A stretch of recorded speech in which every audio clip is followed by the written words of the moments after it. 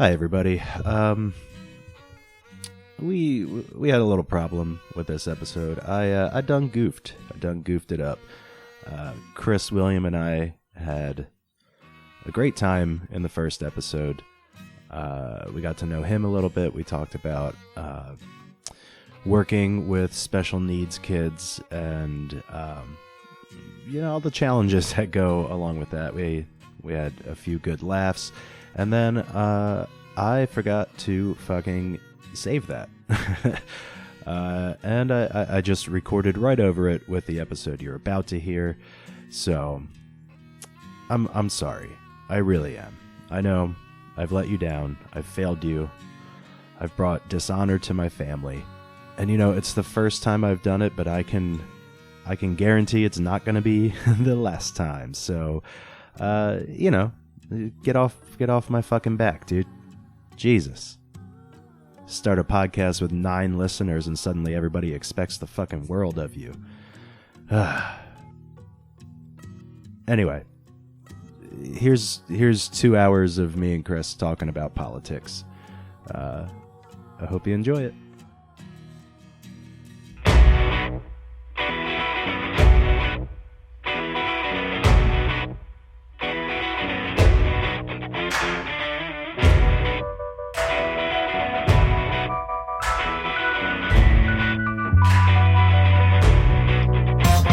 Hi, everybody. Welcome back to the Human Interaction Podcast.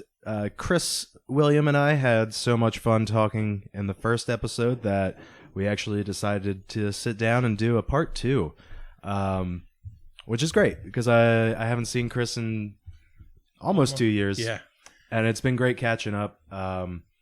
We just had a very personal, very good connection with each other for like the past hour. We had a very good discussion. Yeah.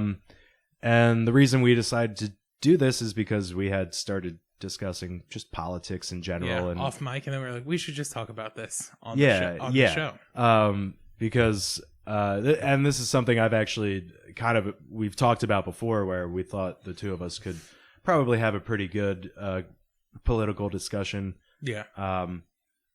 Because Chris is a closeted leftist, as he was saying. He's grew up in coal country in Pennsylvania, had to hide the fact that he was a libtard. Yeah. What's so funny about it too is like, I think back to like when I was like 16 was when I first started to like become interested in politics, which was way before I ever did. Yeah. And I was like, oh, I'm definitely conservative, just because like my mom's conservative, my dad's conservative, my stepdad's conservative. Right. Coal country, baby. Right. But I also still had a lot of these beliefs I still hold. Mm-hmm. But I was just like, I have them. They must be conservative values. Right. And then as I became older and older, I was like, oh, I'm not conservative. Right. So then I was like liberal. And then like over time, I was like, even that doesn't work anymore because I hate these people too. Yeah. Like the neoliberal. Because they're not really liberal. They're not really left. Right. Yeah. And like, it's so funny because like when I was younger, I remember when I first like got into an argument with my dad about how much I hate cops. And he pulled the whole, as you get older, you'll become more conservative. Right. And so far, it's been 8 years since that argument. And so far, I've only gone further left. Like, which I was kind of the same way in high school. Like, I was never really interested in politics, but I just knew I fucking hated commies and leftists and hippies and blah blah blah. And then like I started smoking weed. Yeah, and I was like, oh wait, this is cool. Yeah, like, but I remember I think it was my 9th grade English class. That teacher was very liberal. She was a very liberal woman. Yeah. And I didn't even really know what those terms meant. I just knew that like I was a Republican. I don't know why I knew that, but I knew. Mm-hmm. And then I started dating a girl who was older than me, and her parents were pretty liberal. They were like conservative Democrats, basically. Yeah, because they were very religious. They had that kind of morality. Were they Catholic? No. Okay. I was just asking because that's a very common thread I found in like Central PA. Yeah. Is that like very religious Catholic people will still be left. Like yes. they will still which is be weird liberals. because they also don't have liberal. Their Catholicism prevents them from having liberal viewpoints. Yeah, it's kind of contradictory. Yeah. But I think he was Episcopalian, which is basically Catholic. Yeah, Catholic light. Yeah, light Catholic. That's what I grew up too. Okay, I was full on Roman Catholic, baby. Oh yeah, I was baptized Polish and Italian Roman Catholic. Nice. Yeah, Polish, Italian, Roman Catholic. Holy fuck. Yeah, explains a lot, right? And then my dad's side. I'm surprised there wasn't some orthodoxy thrown in there. No, not quite. My my dad's side of the family was Methodist, I think. Okay. So, well, I just found out actually that my grandmother, my dad's mom, was Redmanist. Yeah, no, she was. Thank you. I don't know. Method Man and Redman. I get it. Yeah, I get it. Thank you. I get it. Sorry. I don't even want to do this anymore. She was actually Mennonite. Her family grew up. That explains your facial hair. Yes. The way it grows in. The way it grows in. Definitely Mennonite. Actually, my grandfather I take after my dad's dad with facial hair. It's very like low on your face. Yeah. Yes. That's the English and Polish, the Eastern European and the English mixing together, because it gets a little red too, which is very English. But she grew up Mennonite, and then, or maybe it was my great grandmother on that side, grew up Mennonite and then left that sect of Christianity, and then they were just kind of like Methodist, I think, once she married into an English family. But yeah, it's just interesting to see where that all comes from, to be sure. Mm-hmm. But yeah, I thought I was a Republican when I was in high school. I thought I was conservative, but like that cool, like, I wear corduroy jackets and shit like that. Yeah, like I was like a neocon. Yeah, to which again, stupid. Yeah, it's just so funny you say that, because I remember so early on.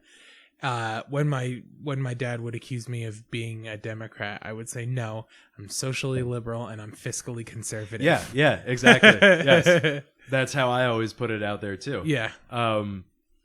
So, which is not a bad stance to take, really. Actually, I think that's still kind of where I lean, but my fiscally conservative branches out into like taking care of people instead of just like hoarding money. Yeah, it's funny that you bring up like the like drugs being like your kind of foray into liberalism. Yeah, mine really was, because I was like straight edge for most of my teen years. Mm-hmm. But my foray into like liberalism was really just caring about other people. Yeah, like like for real. I remember the truly first liberal thought that I had is that my grandmother thought she was having a heart attack. And like begged us to not call the ambulance because she didn't have health. It was too expensive. Yeah. She couldn't pay for the ambulance, right? And that was the first time I was like, that's fucked up.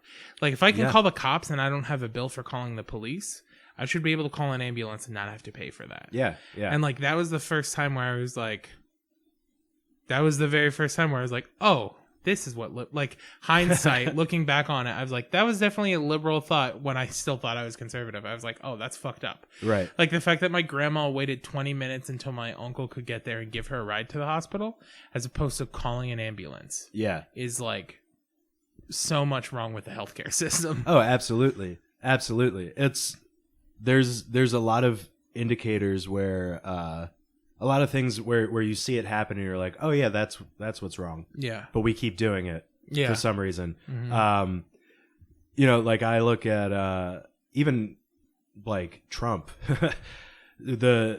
before he was elected president, I was like, oh yeah, this guy is like everything that's wrong with our society. Like he is the epitome of all of the problems that we have. Yeah, he's like if a golem could be made of all of the negative things of like capitalist culture, it would be him.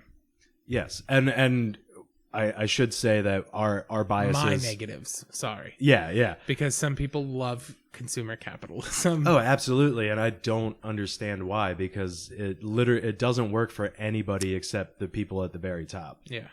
Now, it's supposed to work. The idea behind, trickle down economics, which is weird that like that's the term that was coined. It should be the opposite. We should be set out for trickle up economics. Yeah, yang gang, baby. Down. I won't push that too much, but that's where it's I am. only because you have the same first name. Let's be honest. That doesn't hurt. And honestly, that's I just like the idea that that's how fickle somebody's political beliefs are. It's like, I vote for the guy because he got my same name.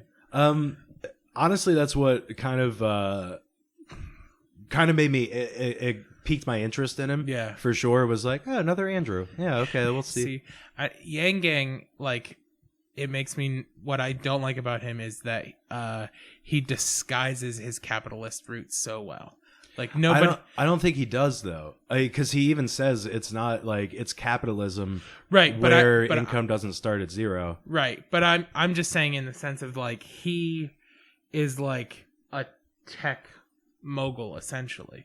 You know what I mean? Yeah. He was a failure long before he was a success though. Like, yeah, but I mean, so is Steve Jobs and Bill Gates and every other billionaire. I mean, Amazon started as a college bookstore. You know what I mean? Right. Like like every billionaire, yes, because everyone has failed. So yes, everyone was a failure before they were successful. Right. Except for Donald Trump.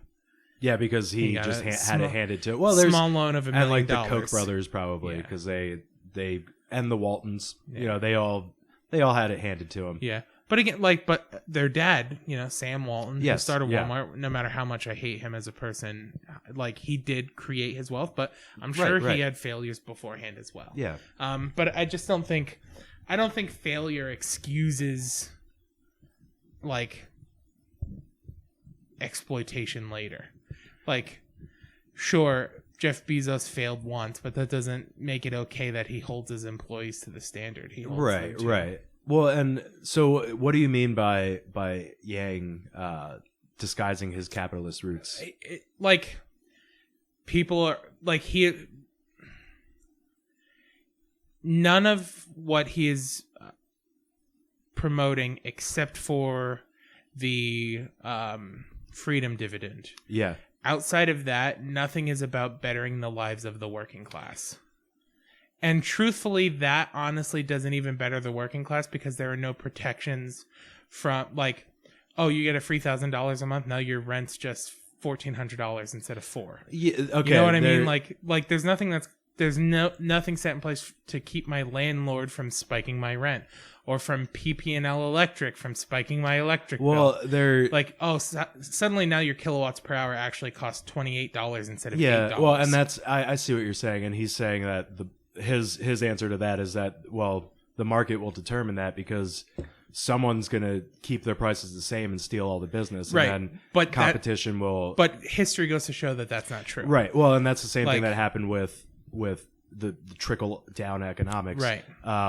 The idea was that, if you give all the people at the top more money, then they'll invest it in their company, and they'll pay their employees more. It'll come down and blah blah blah. Right. But what happened was they just took it and kept it. The libertarian idea that of like, oh well, a lot of libertarians I talk to say like things cost X amount of dollars because people are willing to pay X amount of dollars. Yes. But the issue is that sometimes we're not given a choice but to pay X amount of dollars. Yeah, look at like Comcast and exactly. Xfinity. I don't know about you, but here I can't get cable with anything else, and internet is limited. In my area, it's Surface Electric. Okay. Like I can get Surface Electric or I can get satellite. Satellite is of course more expensive, but not by much. Yeah. Like it is very minimally more expensive. Right. And the cheaper amount is like, oh, I'm going to save $5 a year by going with Surface Electric instead of HughesNet satellite internet. Right. Like, great, I saved $5 this year, but fuck you. Yeah. Like, you're forcing my hand because no matter how much you say we don't need internet, and to live in 2019, to be successful, to not live in poverty, you do need internet access at all times. Yeah. Well, and it's not even necessarily, it's not that it's a necessity at all. It's still a commodity for sure, but or it should be a utility is what it should be. Absolutely. Because you don't need electricity, you don't need running water, you don't need all of that stuff. It should be but I also too, like, again, here's my lefty roots. Internet, you shouldn't have to pay for water, and you shouldn't have to pay for electricity. Like, if you live in a house where it's already installed, right, then so be it. If you build a new house and they need to run lines, absolutely, people should be paid for that. Yes, yeah. But if I move into a house that it's already, honestly, I'm even okay with a startup fee. Yeah. Charge me $600 to turn the electricity on at my house. But then as long as I live there, I'm never paying an electric bill again. Right. Because like there's no reason. Like, it should be publicly funded. Like, our taxpayer dollars should not be, and I have family in the military. Yeah. My taxpayer dollars should not be going to pay my little brother to hang out on a warship or a destroyer in San Diego, California. Yeah. Waiting in case something happens. Right, right. Our taxpayer dollars should go towards the things we need today, here, and now. But that's big government, dude. You can't. And that's no. And I know. I rolled my eyes too when I hear that shit, because and I think that's one of the main differences that you see between like liberal and conservative, or I should say like left and right, because liberal and conservative are really becoming more muddled these days too. Yeah. But the way I've always seen it is that, okay, the government's job, the federal government's job is to protect, provide, and protect the people, provide for their welfare, and establish rule of law. Yeah. Those are the three things that the government's supposed to do. Right. So now, now the debate comes to, well, okay, what falls under those categories? Well, yeah, there's no providing happening. Right. We're being protected. And sure, they're not protected that much. They're policing us, of course, obviously. But they're not providing anything for us. The federal government doesn't provide anything, especially free, to the people. Right. Outside of welfare, but also welfare is mostly provided locally. Yeah. It falls on states and local governments. Yeah, exactly. Like, if you live in a county where if someone in your county is collecting welfare, your taxpayer dollars are going to pay for that person's welfare. Right.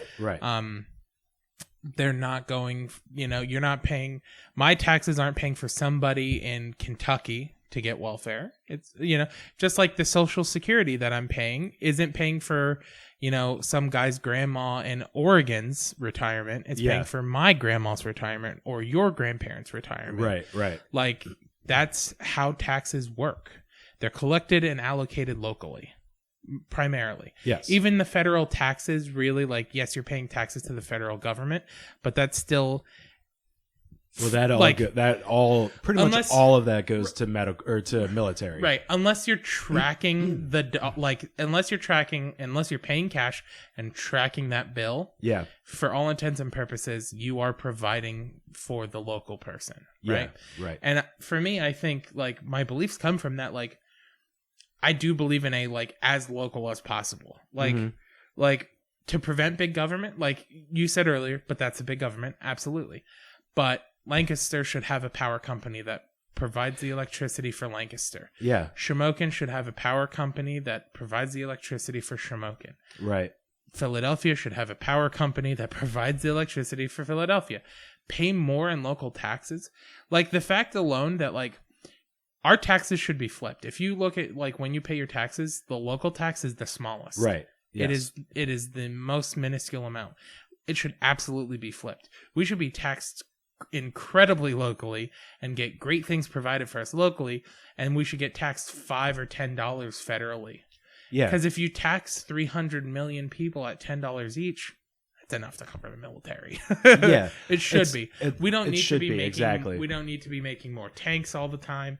Yes, it's creating jobs for people, but like, just create other jobs. And we don't necessarily, the big healthcare is another big one where people like. I think there's definitely areas where the government and their involvement, the federal government and their involvement in our lives should shrink and be smaller.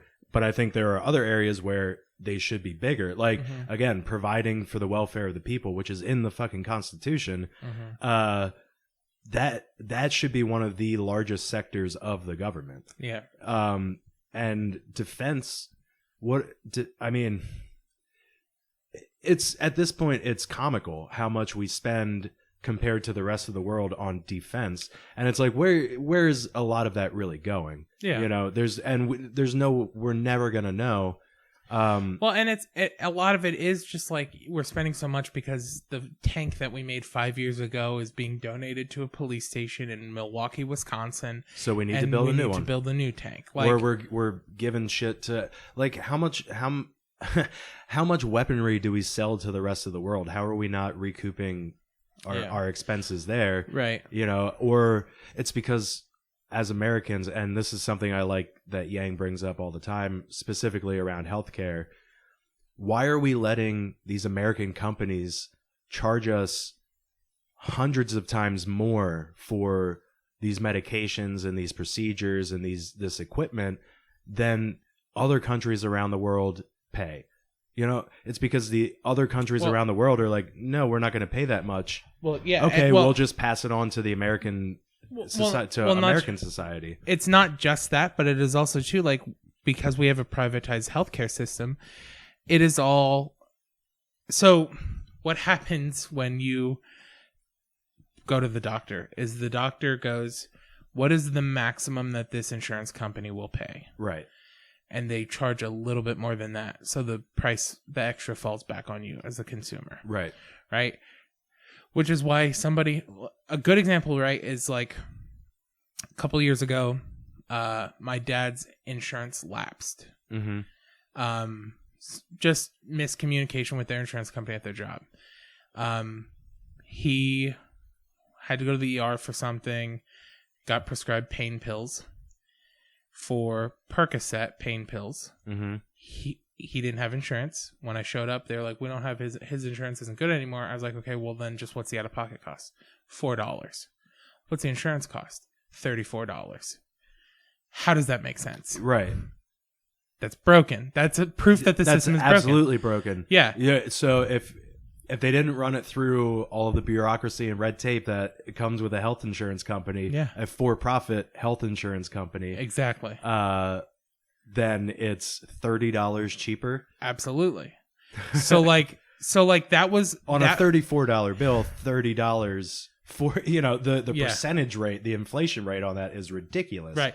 Plus whatever they're getting paid by the insurance company. Right. Right. So the $34 is just to recoup what they're paying for the insurance, essentially.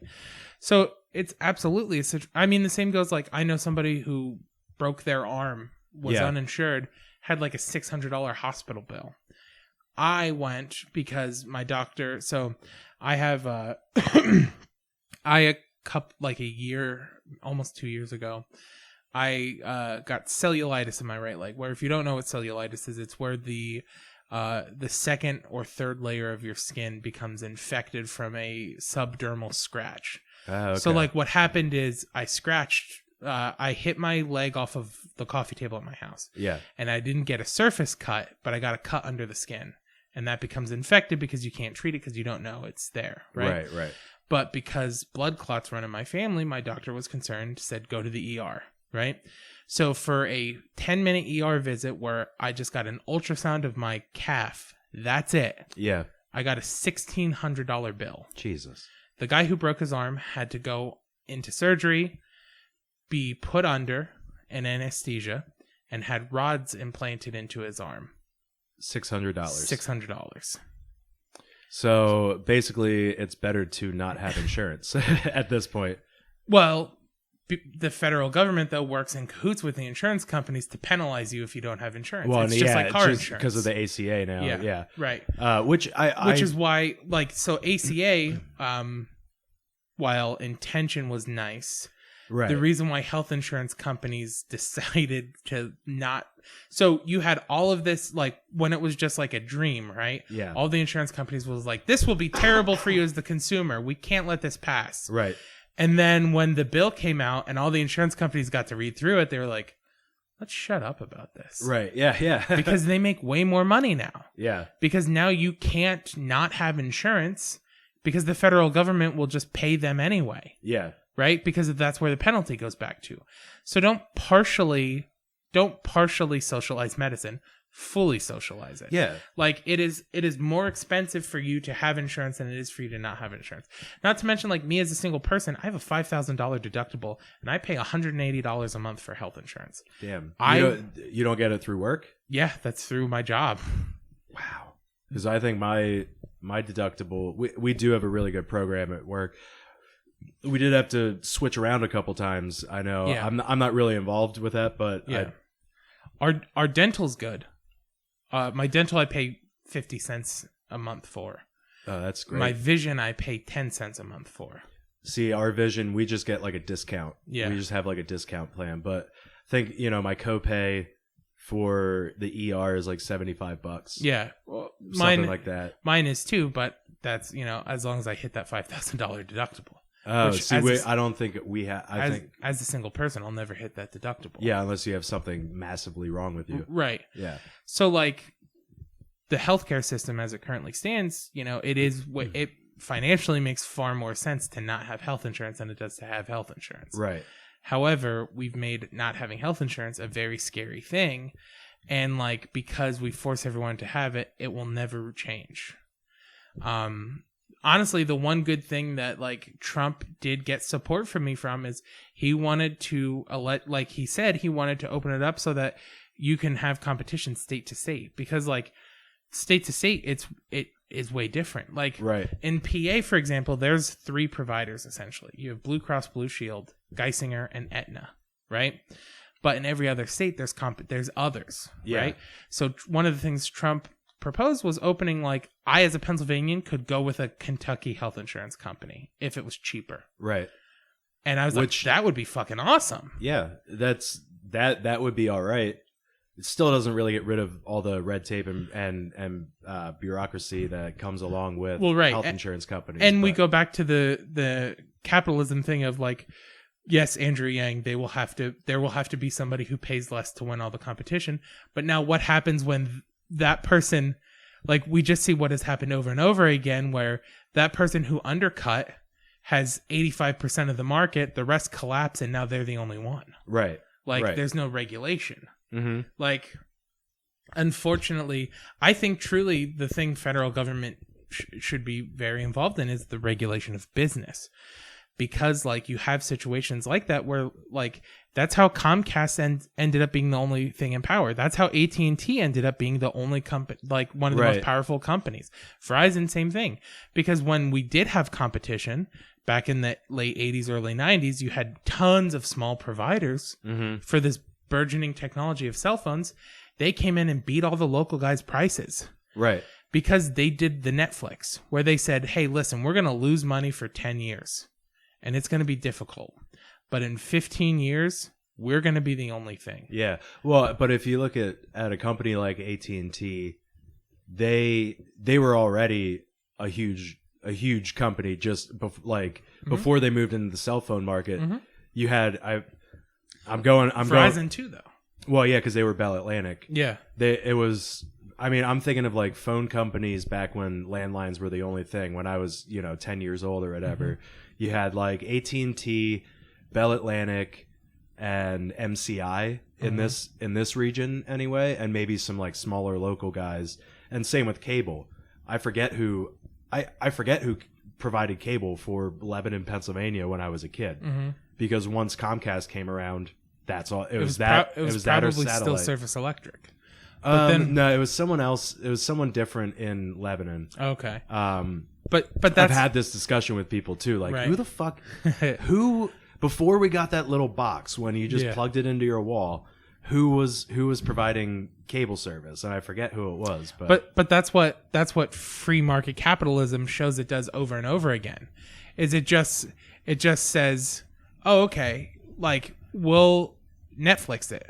We're gonna lose money, or Amazon it is another good example of like we know we can lose this much money for this long, right? But if we can make it to that point, we'll be the only one left. Yeah, and that's where they're at now. I mean, everything we're using here, Amazon. It was, and I got a pretty good deal on it. Yeah. So it's like, yeah, there's nothing I like as a teacher. Amazon is my friend, and I hate it so much because I feel hypocritical because I'm like Amazon sucks. Yeah. But like, I need to buy 500 sheets of paper, and I can go to Staples 55 miles away to the only Staples that's still open and pay, $40 for 500 sheets of lined paper. Yeah. Or I can get it delivered to my house in 2 days for $15. Right. Free delivery too. Yeah, and it's just like, all right, Amazon, I guess it's you again, you son of a bitch. But and again, this is a point that I like that Yang brings up. I guess that's what this podcast is going to be now. This episode is just me, Tote and Yang Gang.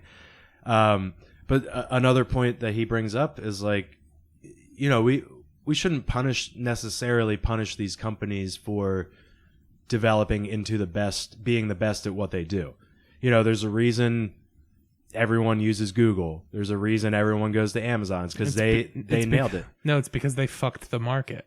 Well, Microsoft did the same thing. I mean, Microsoft is a perfect example. Okay, so what they did is there was a court case in the 90s that tried to separate Microsoft's operating system and Microsoft proprietary software. Right? Yes. And Microsoft they were being sued by Netscape because Internet Explorer was putting Netscape out of business. Netscape Navigator. Right? So what's even crazier about that, right, is that by the time the lawsuit was over, Netscape won. Yeah. But had already lost as a company. Because, but see, that's innovation. Like, innovation drives the market too. Like, I'm okay with that. I'm okay with there being. But that's why today we can have Google Chrome on a Microsoft computer.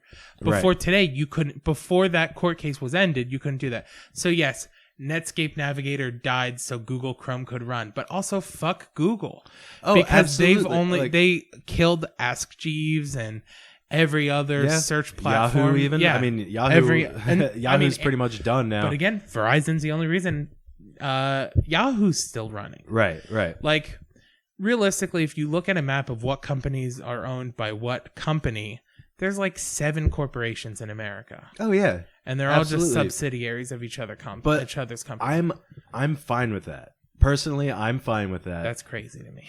If I'm getting the best service, if that is benefiting me, if Amazon is able to ship shit to me in 2 days, for cheaper than physically going to the store and buying it, I'm okay with that. But Amazon's end goal is that Walmart and every other physical store in 20 years is closed.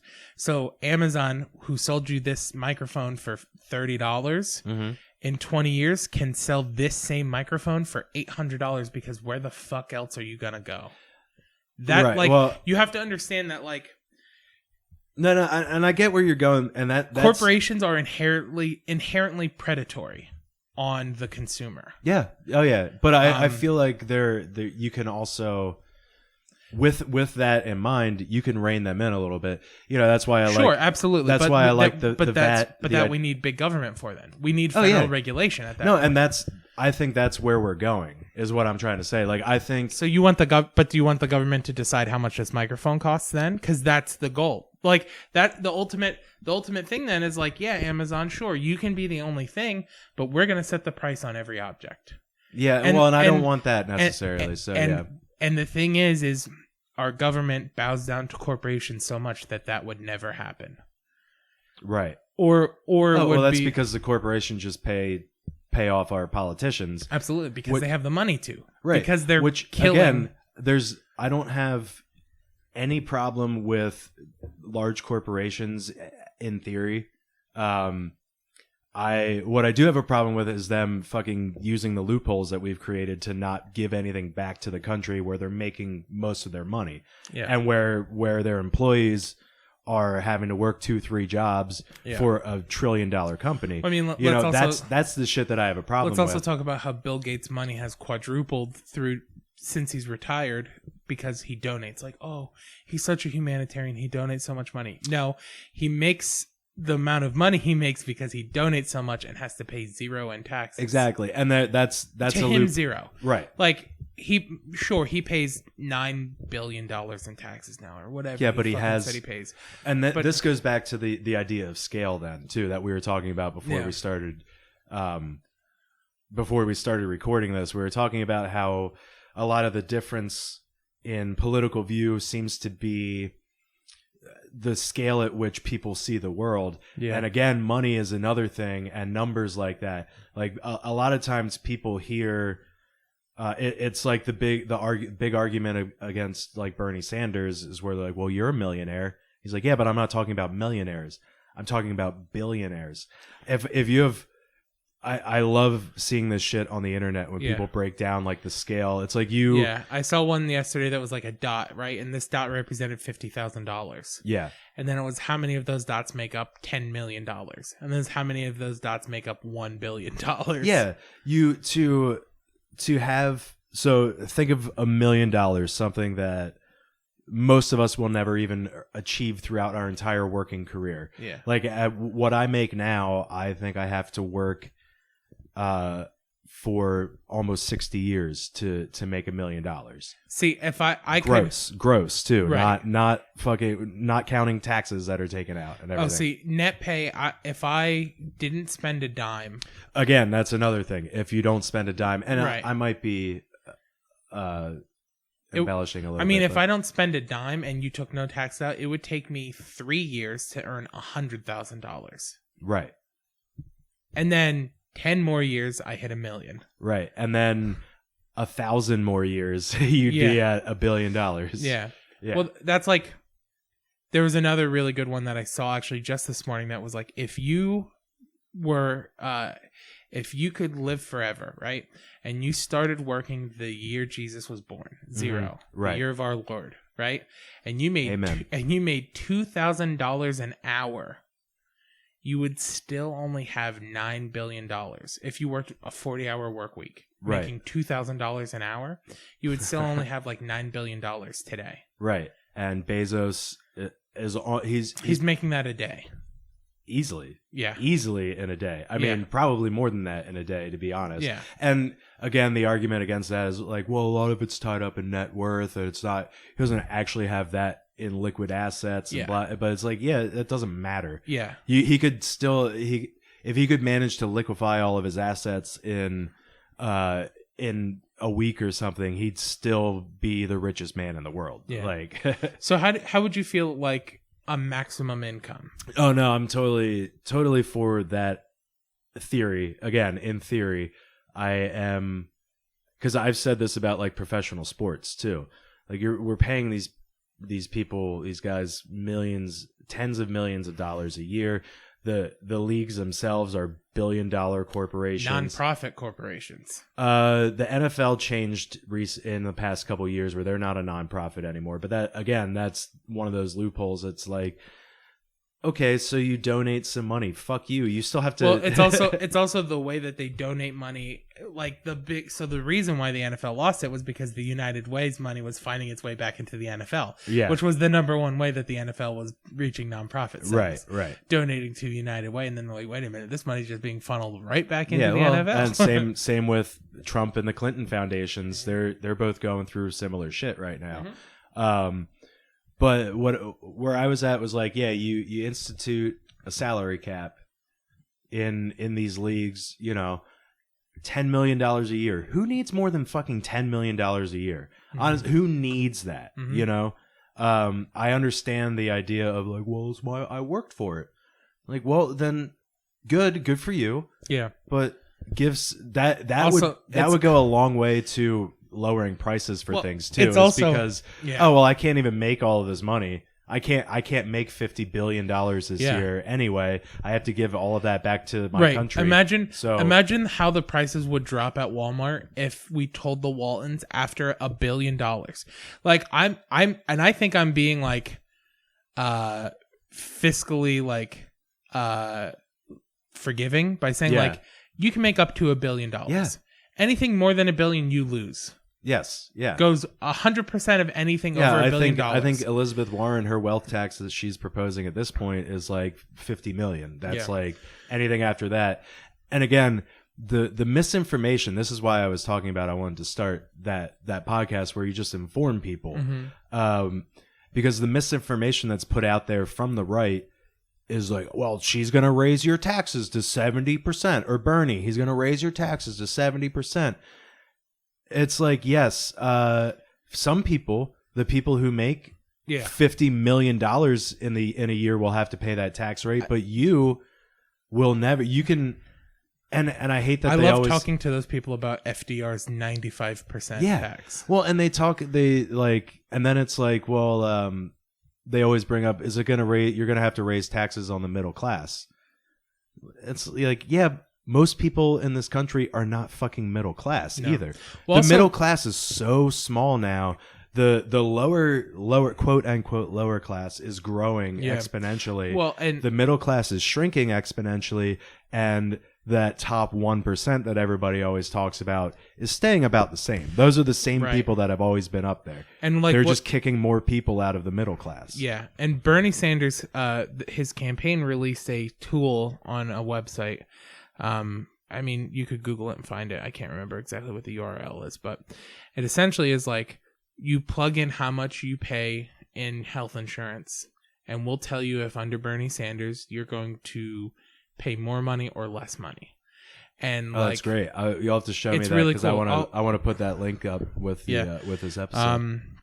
So I'll try to find it here quick. But like, I put it in, I'll save like $1,500 a year paying for health insurance. Yeah. Like, if like through his program, like from what they take out of my taxes, because you plug in how much money you make gross, where you live, probably. It's your gross income and how much you pay for your health insurance, and then it's like it calculates it and says like you'll actually lose a little bit of money, or you'll gain a lot of money.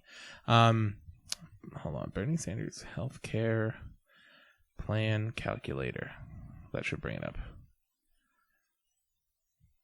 While you're looking for that, I'll just reiterate that again, healthcare might not be a necessity. It might not be a right, as people say. Like, I know BernieTax.com. BernieTax.com. Yep. Okay. I'll share a link to that with this when I post this episode too, because again, I want people to be informed, and I'm not going to go ahead and say that the right, the conservatives, the Republican Party are the only people who are spreading disinformation, misinformation. Absolutely. Happens on the left all the time too. Constantly. Yeah. Even within the left.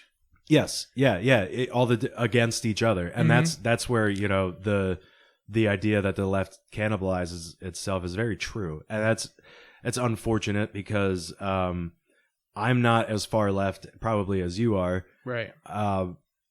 But I always say that, like, leftists, like super progressives, would probably, which I consider myself a progressive for sure, because I don't care about left or right, just forward.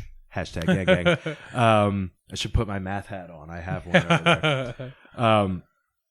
But I feel like because maybe I'm not as concerned with, we'll say, like, political correctness, I often, by the left, I get labeled as kind of like a villain, or like neoliberal, something like that, a centrist, which I kind of always viewed myself as, but now I'm realizing, no, I'm pretty far left. Yeah. And then the right wingers, the conservatives, I'm a dumb snowflake libtard, So and I don't see myself as really either of those things. I don't really know exactly how to describe where I am on the political spectrum. But I definitely think that there are our federal government could be doing better for us. The people, us, our employees, the federal government, the people that we pay, could definitely be doing better for us. And both sides are fucking it up. That's just where we're at right now. And I think that's what the majority of people in this country think. Well, and I think that's where, like, the leftists get kind of a bad rap, and like people say they're like extremists and blah, blah, blah. And it's like, no, we're just fed up with both sides. Yes. Like, and what sucks though is, like, what makes leftists seem so extreme is that there isn't an equivalent on the right. There isn't a right wing like not anymore. There used to be. When you go very far to the right, you just get Nazis. Right. Yeah. Who hate the left but are still okay with the conservative. Whereas like when you go super far left, we hate liberals and conservatives. Yeah. But you go super far right and it's just the liberals and left. Right. They have no disdain for the that's something that I think you kind of have to in a way admire about the Republican Party and the conservative like PACs and stuff like that, because they somehow those people are definitely able to just gather around one central idea, and at this point that seems to be Trump. That seems to be our president, the president, our great leader, our supreme leader. Yeah. Which it's creepy that they do reach that level of like devotion to him. And it's pretty obvious if you would just watch videos of how people in like North Korea react to Kim Jong-un, and then watch how Trump supporters react to Trump. It's very, very similar, and it's eerie, and it's creepy. Yeah. And on the left, I feel like you have so many different ideas that are kind of butting heads with each other. And unfortunately, the only way right now in this country to get an idea out there into the mainstream to be able to be heard during an election season is to be either a Democrat or Republican. Well, and I think a lot. So I think it's a result of, in the 2016 election, leftists saw, which I would say like a lot of people who are registered Democrat, young people who are registered Democrat, fall into that leftist category lately. Yeah. And I think one of the reasons why they got radicalized there is because we got evidence that the candidate they wanted, Bernie Sanders, got screwed. Yes. Like got cheated 100%. Right. And they got pissed about that. And that's why it's cannibalizing itself so much. And that's why there's so much disdain for like the neoliberals, because it's just like, no, you're just going to let it happen again. Right. By supporting Warren or supporting Biden or supporting Kamala Harris or one of these other candidates. Yeah. Whereas the right, when the guy that they didn't want to win wins, they just go, all right, let's all embrace it. He's part of our party. Like, look at how many conservatives before Trump was the nominee were never Trump conservatives. Yeah. Oh, it was such a joke even to the Republican Party that he was running for president. Right. And that's one of the reasons why. I think that's one of the reasons why the populists voted for him, because they saw the politicians they hate voting for him. Honestly, I think, not to get too conspiracy theory on this. I was going that direction not to get too QAnon, but I think one of the reasons why so many conservatives have come out in support of Donald Trump is because Republicans are trying, like career Republicans, are trying to get him out of office. They don't want him to have a second term. And by getting people like Lindsey Graham and all of these other conservatives who hated Trump before to now support him, they're hoping that the populace goes, well, if they like him, I ain't gonna like him. Right. You know, but it doesn't matter because of the way he runs his propaganda and shit like that. And now that he already won, it's like, now they see the light. It's not like, oh no, they're supporting this guy. Right. Maybe we should vote for somebody else. It's just like, they've come to their senses. Yeah. He really did it. I talked to my mom about this recently because, again, I was just like, look up Yang, because as soon as you mention UBI, some people are just like, no. And it's like, Nixon wanted it, you know, before Reagan, he was the gold standard of conservative politics, but she was like, she doesn't like Trump, but she's like, there is something about him. He's not I was like, he's a fucking reality TV star. He's a manipulator. The thing about Trump is he makes America. Okay. So you know how when you hang out with your best friend, you're the worst version of yourself because you know that it's safe around that person. Right. Trump is that for America. The populace loves him because it allows us all to be scumbags. Right. I even, as a leftist, like that he allows me to. I get away with being a scumbag way more. It's true. Right? Trump's America. Because it's like, that's it. Like, you know, if I wanted to, I could. If I wanted to go out and catcall a woman no one would be shocked. Yeah. You know what I mean? Like, that's what, like, it brings a nostalgia to, like, to yes, absolutely. And that's where, like, people think this is when I thought America was great. Yeah. You know?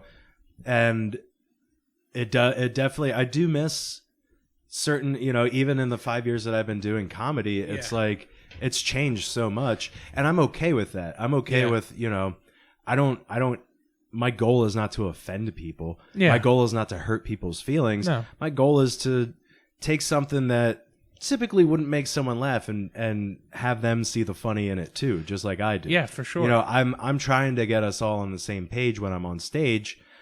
But it's definitely, he is definitely the most polarizing president that I can remember.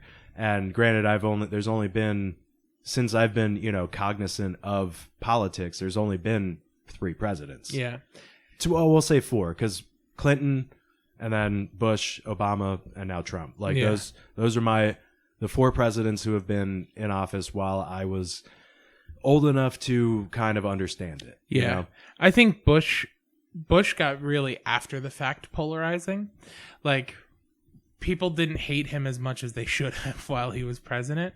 Yeah, well, and I can even say the same. Well, I was going to say I could say the same about Obama too, but... Oh, for sure. He got away with a ton. Yeah. That's one thing. But people still hate Obama, so it's but also, for too, no like, reason. as a leftist, it frustrates me that, you know, you get lumped in with neoliberals all the time where people are like, well, Obama. And I'm like, yeah, Obama bombed more people than any other president has.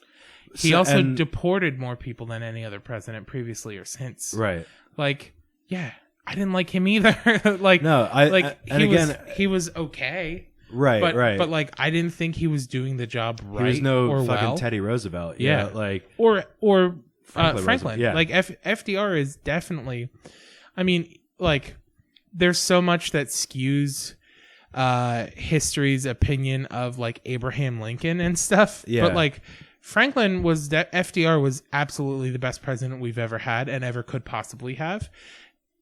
100% socialist, dude. Like, everything he did was socialist, and that's what brought us out of the economic collapse. It's true. Well, that and World War II.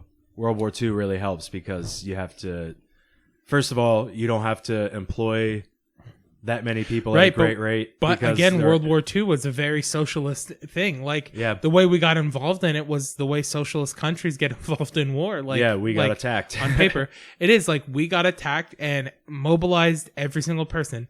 We made it mandatory for men to serve. Yeah.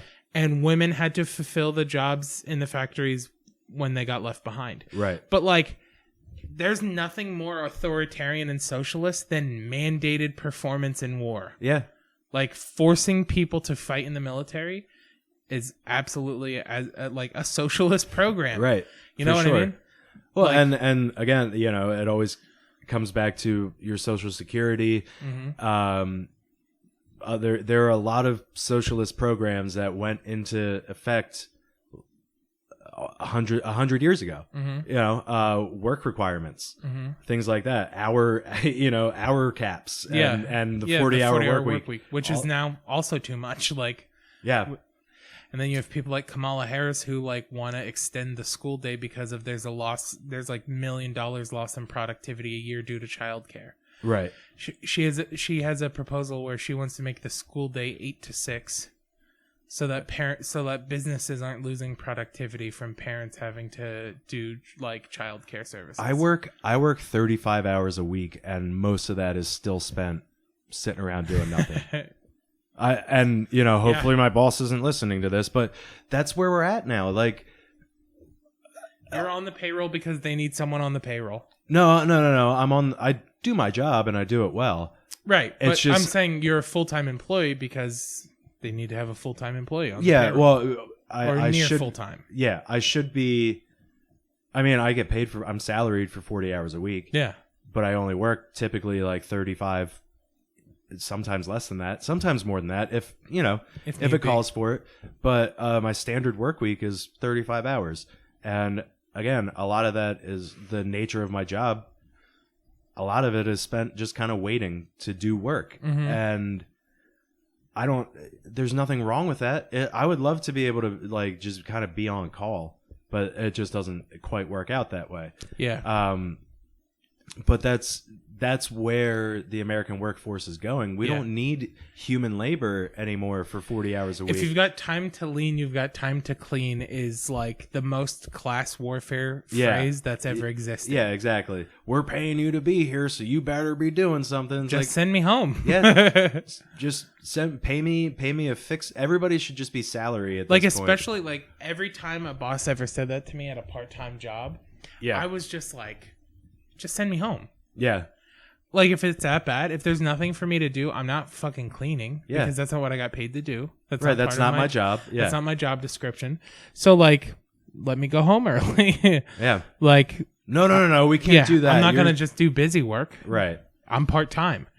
If I'm a full-time employee, absolutely, give me work to do to justify that 40-hour work week. Yeah. But as a part-time employee, I can work 8 hours a week. I can work 16 hours a week. I can work 25 hours a week. Right. Keep me as long as you need work, and then let me go home. Yeah. Like, let me leave. Well, and that is, I'm glad you brought that up because I didn't know that she had proposed something like that. But again, that's just another strike against her. I mean, not to mention one of many strikes she's against a cop. her. Yeah. like literally brags about how many people she arrested, and then in the next breath says like she developed all these great criminal justice reforms. And then in the third breath talks about how she has smoked weed in her life. Yeah. Like, you mean to tell me you've arrested people, you've put people in jail for drug possession and have possessed drugs? Yeah. Like, I'm sorry, I want my lawyer. If you're arresting people, you better have never committed a crime. Yeah. Ever. Yeah. Or at least nothing that, you're right. If you're going to enforce the law, then you should be upholding the law throughout your life. Absolutely. Yeah. And I do know a couple police officers. Actually, my next door neighbor is a police officer. But that's something when when you see these videos of like abuse of power and stuff like that. Yeah. And officers who are abusing the law for their own personal gain. Mm-hmm. Like, you're not above the law just because you enforce it. Mm-hmm. You should be held to an even stricter enforcement of that law because you are the one that is enforcing it. Yeah. The fact that police so rarely end up in jail for like killing a person accidentally is like the most egregious thing ever. Yeah, absolutely. Like, God, I fucking hate cops. I don't. I won't go that far to say that, but I do. The Kyle Kinane has a great bit about like why some people become cops, and it's that bit you know that super, one that bit is super where it's good. Like you run into that cop that it was almost you, where it's party cop, you know. And there's a couple of those out there, and then there are definitely the people who are like bullied and want to take it out on society. But like going back to like the example of your job, like again, no offense to you, but like cops are the most egregious form of that, where they're collecting huge amounts of taxpayer dollars to sit in a vehicle for 35 of the 40 hours a week that they work. Yeah. And not arrest anybody and just harass the populace. Right. Like really, like if I had $1 for every time I was stopped by a police officer for not like didn't get a ticket out of it, you know, like just got left off. Yeah. I'd have a handful of dollars. You know what I mean? Like, you know, like it is really just police harass people. That is their job. Their job is to harass you in hopes, like so many times I've been stopped for a mundane thing. Right. And like clearly the hope was that they were going to find something more. Like, oh, maybe the car will smell like weed. Maybe it'll, and yeah. I had a cop one time, I got pulled over for doing 44 and a 40. Okay. And the cop asked me what was in my backpack in the back and asked if he could search it. I was coming home from class. Yeah. Like I was a college student who lived off campus and I worked at the time. So I went to class, went straight from class to work, and then was going from work to home. So it's like 10:30 at night. Yeah. And he pulls me over, 44 and a 40. I'm not going to give you a ticket, blah, blah, blah. Right. But then he sees my backpack. Can I search that? What's in the backpack? It's like my books. What do you study? History and secondary education. Where do you go to college? Susquehanna University. At that point, do you mind if I look through the bag? Go ahead, officer. Right. If you're, and that's where, you see these videos where people are like, I know my rights. And it's like, they're being obstinate just to be obstinate. Right. But I understand being in that situation. But again, in that situation, you had nothing. You knew it was going to be easier for you to just be like, yeah, go ahead. I mean, that's the benefit of white privilege, right? That's one of the many benefits of white privilege is like, yes, it's easy. Like, I could fight him and it would be a 15-20 minute thing, and eventually he'd walk away. Yeah. But like, I can make it a 2-minute thing and just say, yeah, search my bag. And it will end there because he's not going to find anything in it. But for some people, can I search your bag becomes, can I search your back seat? Right. Can I search your trunk? Becomes like, I was at my grandma's house the one day and she watches that live PD show. Yeah. And there was a situation that happened that absolutely positively never ever should have happened, like in my eyes. Yeah. Police pull the guy over for rolling through a stop sign. Give him the ticket. Yeah. Let him go on his way. Right. Right. They pull him over. They talk to him. Do you have anything on you? Like a weapon, drugs, anything like that? Yes, officer, I have a firearm. Okay. Can you get out of the car and can you give me the firearm? That's Philando Castile. Absolutely, officer. Yeah. Right. Philando didn't even get the option to get out of the car. Yeah. He just, unfortunately. Yeah. No, that infuriated me. Oh, absolutely. And then that dude never had to serve any time or anything. Yeah. So the guy gets out of the car, doesn't go for the gun or anything, tells the officer, it's in my waistband, I'll turn around, you can grab it. Yeah. Officer goes, all right, thank you. Officer takes the gun out. Do you have a license for it? Yes, sir. Let me get my wallet. He has a permit to carry a concealed firearm. Hands it to the officer. Okay. Goes through the whole thing. Do you mind if I search your vehicle? For what? Right. Well, just to make sure, like, there aren't any other firearms I should be concerned about. And the guy's like, okay. Right. Yeah. Okay. You're going to inconvenience me like this. Go ahead. So cop finds a small amount of drugs. Now can I search the trunk? Opens the trunk, finds a lot more drugs, finds more guns. Okay? Yes, that guy was a criminal. Right. But that is an abuse of power if I've ever seen one. Like, an officer pulling me over for running a stop sign should not be able to search my vehicle. Yeah. Because nothing that's in the vehicle, like, I handed over my firearm that I had a license for. Right. Even that should have been the end of it. Yeah. Cool. Awesome. Thank you. I'm going to take your gun with me while I go run your information. Come back. Give him his ticket. Give him his gun. Yeah. Let him go on his way. If it's a situation where, he goes back, runs the tags and the license, and it's like, oh, you got warrant or something, right. You have priors, something like that. Absolutely. Then that's probable cause. But simply someone legally possessing a firearm on their person is not probable cause to search a vehicle. Right. And of course, you'll have the people that come out and go, well, clearly he was a criminal. But he wasn't a criminal until the cop caught him. You know what I mean? Yeah. The cop did not know he was a criminal. It's the old adage of don't break more than one law at a time. Don't break one. Don't get caught. If you're going to break the law, don't get caught, and don't break more than one law at the time. Yeah, and if you are going to get caught, don't break multiple laws at once. Yeah. But like that to me, I was like shaking my head, and my grandma was like, "What?" I'm like, "That's disgusting. That's an abuse of power." And she's like, "What do you mean?" I was like, the cop should have never been able to find his drugs or his weapon. Yeah. He should have had to give him the ticket, and that was that. Like, it is absolutely insane to me that rolling through a stop sign became this guy's going to jail for a long time. See, this reminds me of why I said my high school wasn't quite a prison, but it reminded me a lot of a prison. One of my best friends, he has an eye condition. Basically like lazy eyes that he used to have surgery every couple years to like repair the muscles so his eyes wouldn't kind of float around a little bit. Yeah. And he used to have a lot of eye doctor visits to make sure everything was still good. So one day he went to the eye doctor and they dilated his pupils and everything, did all that stuff. And then he had to go back to school.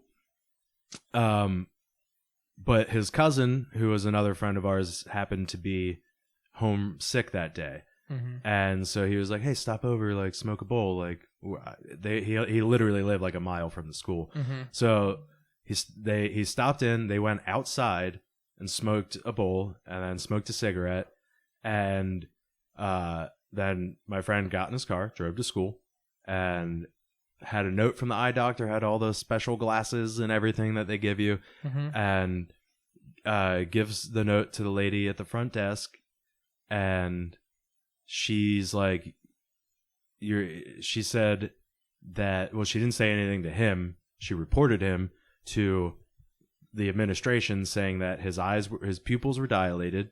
No shit. He was just at the fucking eye doctor, and that he smelled kind of funny, which we used to smoke cigs in the car on the way to school, and then we had this like Axe body spray. And second period, I had study hall with some friends, and the one dude would always be like, dude, did you blaze before school? Like, you smell like weed right now. It's like, no. Must just be like the mix of the cigarette and that body spray kind of smells like weed. So she's like, his pupils are dilated. It smells kind of funny.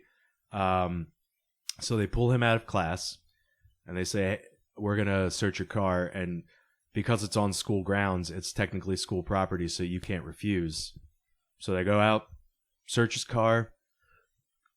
They found a blunt roach that was maybe an inch long under one of the floor mats in the back seat. So obviously he didn't know it was even there. But because they found that, he wasn't expelled. He was suspended for like 5 days or something like that. Yeah. And it's just like, how... And there was so much shit like that happened at that school. Like, it was voted at one point the best public high school in the nation. Cedar Crest High School in Lebanon, Pennsylvania was the best public high school in the nation. And I didn't see any of that. I didn't see any of that because my parents didn't donate to the school. I wasn't an athlete. I'm totally missing my counting here. Just like slapping your thumb on your four fingers. My parents didn't donate. I wasn't an athlete. I wasn't a star student. I wasn't, none of my creativity was fostered in high school. It was actually pounded down, and that's why it took me so long to even think about trying comedy or doing something like this, or even pursuing. I used to love film. I used to make short films and sketches all the time when I was a kid with my friends, and we never thought that was viable because my school, our high school, made us feel like we were breaking the rules by being creative and trying to have fun, and made us feel like we were the bad kids because we just wanted to have fun and we didn't care about the shit that they were teaching us because it was never going to show up in our lives. I wasn't planning on being a history major. I wasn't planning on being a psych major. I wasn't, any of that shit. I wasn't going to be an English teacher or anything like that. Right. It was not a very nurturing experience for me in high school, and I don't understand how that school was voted as the best in. And I'll publicly say it again: Cedar Crest High School in Lebanon, Pennsylvania. Fuck you. You literally ruined my early 20s for me because I didn't think there was anything else for me. I thought I was a failure. You made me feel like I was a failure because I didn't want to go down the traditional route of college and all that shit. Yeah, that's crazy. Yeah. Again, fuck you, Cedar Crest High School, and Dr. David Helsel. Yeah. That's crazy. Yeah. But yeah, it's just like... Again, Dr. David Helsel, I just want to throw that one out here again. He was the one who, now he's working in another school district. He was the one that proposed keeping nice smooth river rocks in the classrooms so students could throw them at a school shooter instead of I mean, he was just ahead of the curve, man. Yeah, because Alice active shooter training tells you to if you can't escape, to combat the shooter, and you combat them by with older kids by picking up anything as a weapon that you can pick up and using it. So desks, chairs, smooth rocks. Yeah. No, but that was his solution recently. I mean, in the new school district, I think Tamaqua, maybe. Oh yeah, I do remember that story. Yeah, I remember that becoming like a thing, being like a thing. We used to have like drug raids in the school. Like we'd have the dogs come in. Oh yeah, we had that like almost monthly. The only thing they ever found were some bagged lunches that the dogs really wanted to eat. Yeah. And again, I used to buy weed in biology class. So what the fuck are you doing, dude? Yeah. You're doing something wrong. Yeah. So anyway, when they did the drug raids, did they make you guys put your bags outside the room? no. Oh yeah. We weren't allowed to carry bags with us. Oh okay. See, when I was in, we were allowed to have backpacks and stuff, but when the We police weren't- dogs would come in for drug raids, we would have to put our backpacks in the hallway so the dogs could search them too. I'm sorry, I was wrong about that. We were allowed to carry backpacks in high school. In middle school, we weren't allowed to because a teacher tripped over a bag at one point and injured herself. So we had to carry all of our books around. Yeah. High school, we were allowed to have backpacks, and they never made it. We were basically on lockdown when they did the drug raids, and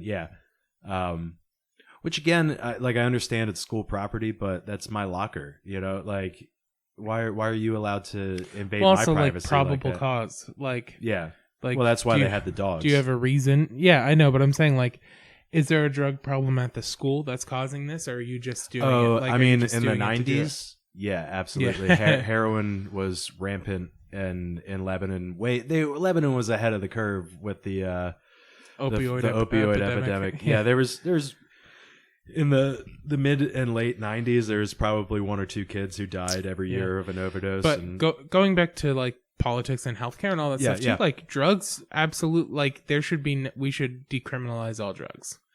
Like you should be able to buy heroin, cocaine. I understand the reasoning behind that. I was always one as somebody who has never used any of those drugs. Yeah, and I had an issue with like painkillers at one point in my life. Yeah. But I've never done heroin. I've done my share of coke. So there were studies done. I wish I could remember. I want to say England, where they took like 40 street heroin addicts and put them on medical grade heroin. Yeah. For those of you who don't know, medical grade heroin has very few negative side effects. Right, because it's not cut with anything. Constipation, nausea, headaches. It's basically Oxycontin. Pretty much it. Absolutely. Yeah. So they were like, what if we take these 40 people who are addicted to street heroin, we give them medical grade heroin, still allow them to consume it whatever way they're currently consuming their heroin. Yeah. So some people injected, some people smoked, and they were like, let's see how it affects their lives. Right. All 40 people like got jobs, were able to sustain their jobs. It did not affect their work life, like nothing. Well, they all became like successful members of society. Then the study ended, and they lost access to the medical grade heroin. Had to go back to the street and lost everything. Yeah. But it is a situation where like what we do in the privacy of our own home should not be the business of anybody. Yeah. And including my job. The black market is so much worse for the safety of people. When you overdose on heroin, it's not the heroin that kills you, it's the stuff that's in the heroin. It's like the sawdust that you're injecting into your veins. It's like all the chemicals and filler and all that bullshit. No, up to a certain dosage, we'll say. Because right, up to a certain dosage. Any enough water can kill you. So, right. Yeah. A tablespoon of water could kill you, technically speaking. Yes. Yeah. But like realistically, it is a situation where like drug tests for work, I'm so against, just because like I wouldn't lose a job for having a beer at home. You shouldn't lose a job for smoking a bowl at home. As long as you're not like, yes, if you come to work drunk, exactly, that's a problem. Exactly. If you come to work high, that's a problem. But if you get high at the end of the workday, that is none of your employer's business. Right. Dude, like it's only unless you're paying me at home. Yeah, unless I'm working from home. Like if I'm working from home, absolutely random drug test that person, right? Nobody would opt to work from home then. Right. But it is a situation, and like make sure you're and I think testing there during should, work hours and stuff. Again, like there should be Yeah, during work hours for sure, and there should be like probable cause involved too with something like that. Where did it's they like, make a mistake? Was there a workplace injury or something like that? Was there a significant error? Did they Yeah. miss like what was there something that like negatively affected the company as a whole? Right. But like being fired for drug use is like being fired for who you like as a sports team. Yeah. It should not be possible. Yeah. Like you can't discriminate against people for sexual orientation, gender, race, which it still happens obviously, but you're not supposed to be able to do it. So they just make it harder. Yeah, whatever, again, like you said, whatever I do when I am not on company time is not the company's business. Yeah. Unless it is negatively impacting the company in one way or another. Mm-hmm.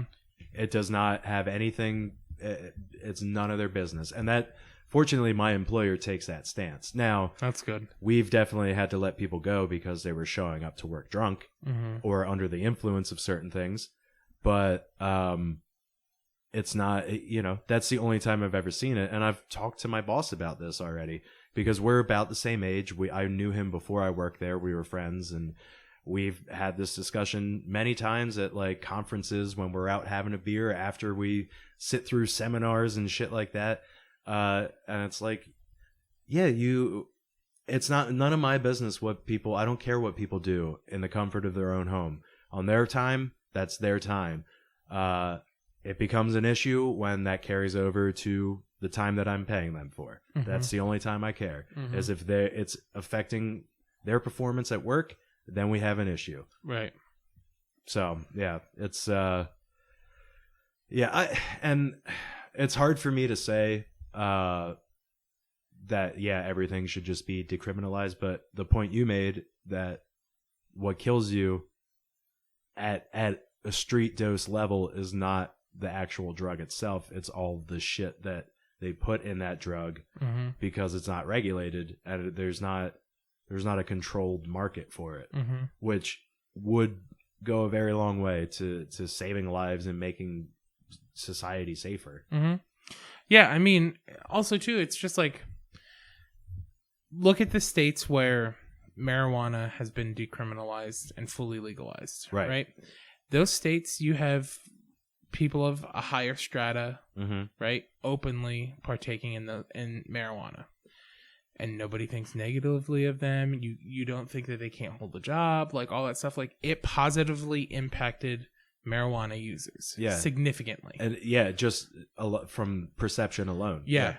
And like, realistically, I mean, like, what pushes people further into addiction with addictive substances is the stigma around it, right? Yes. And like, because you have to hide it and you're if like there have been, for lack of better terms, successful heroin users who are functioning members of society. That's how I would have put it. Functioning heroin users. But it's because they had like a family who was like, we understand that this is an addiction and it's something that you have to do, just like control it, right? And like the people, like, I have family members who lived that way for a pretty long time.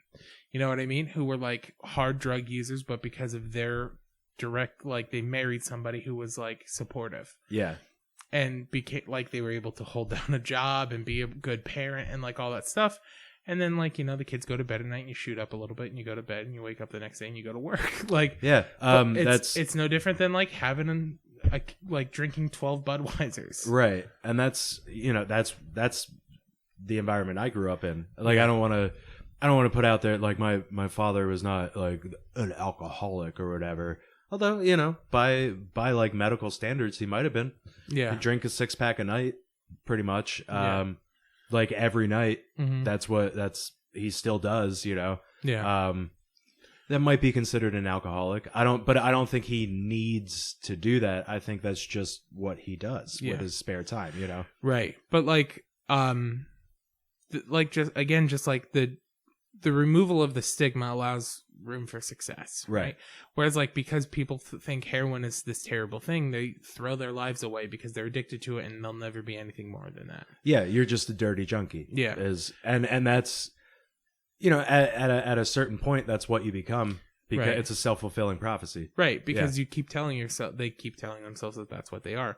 But like, if like you could go into a CVS and buy like a bottle of bare heroin, Right. you know what I mean? You know that that is an incredibly controlled substance. Yeah. They legally have to give you the ingredients, what's in it, all that stuff. They have to give you directions on how to take it. Right. All that stuff, right? They have to give it all of it to you.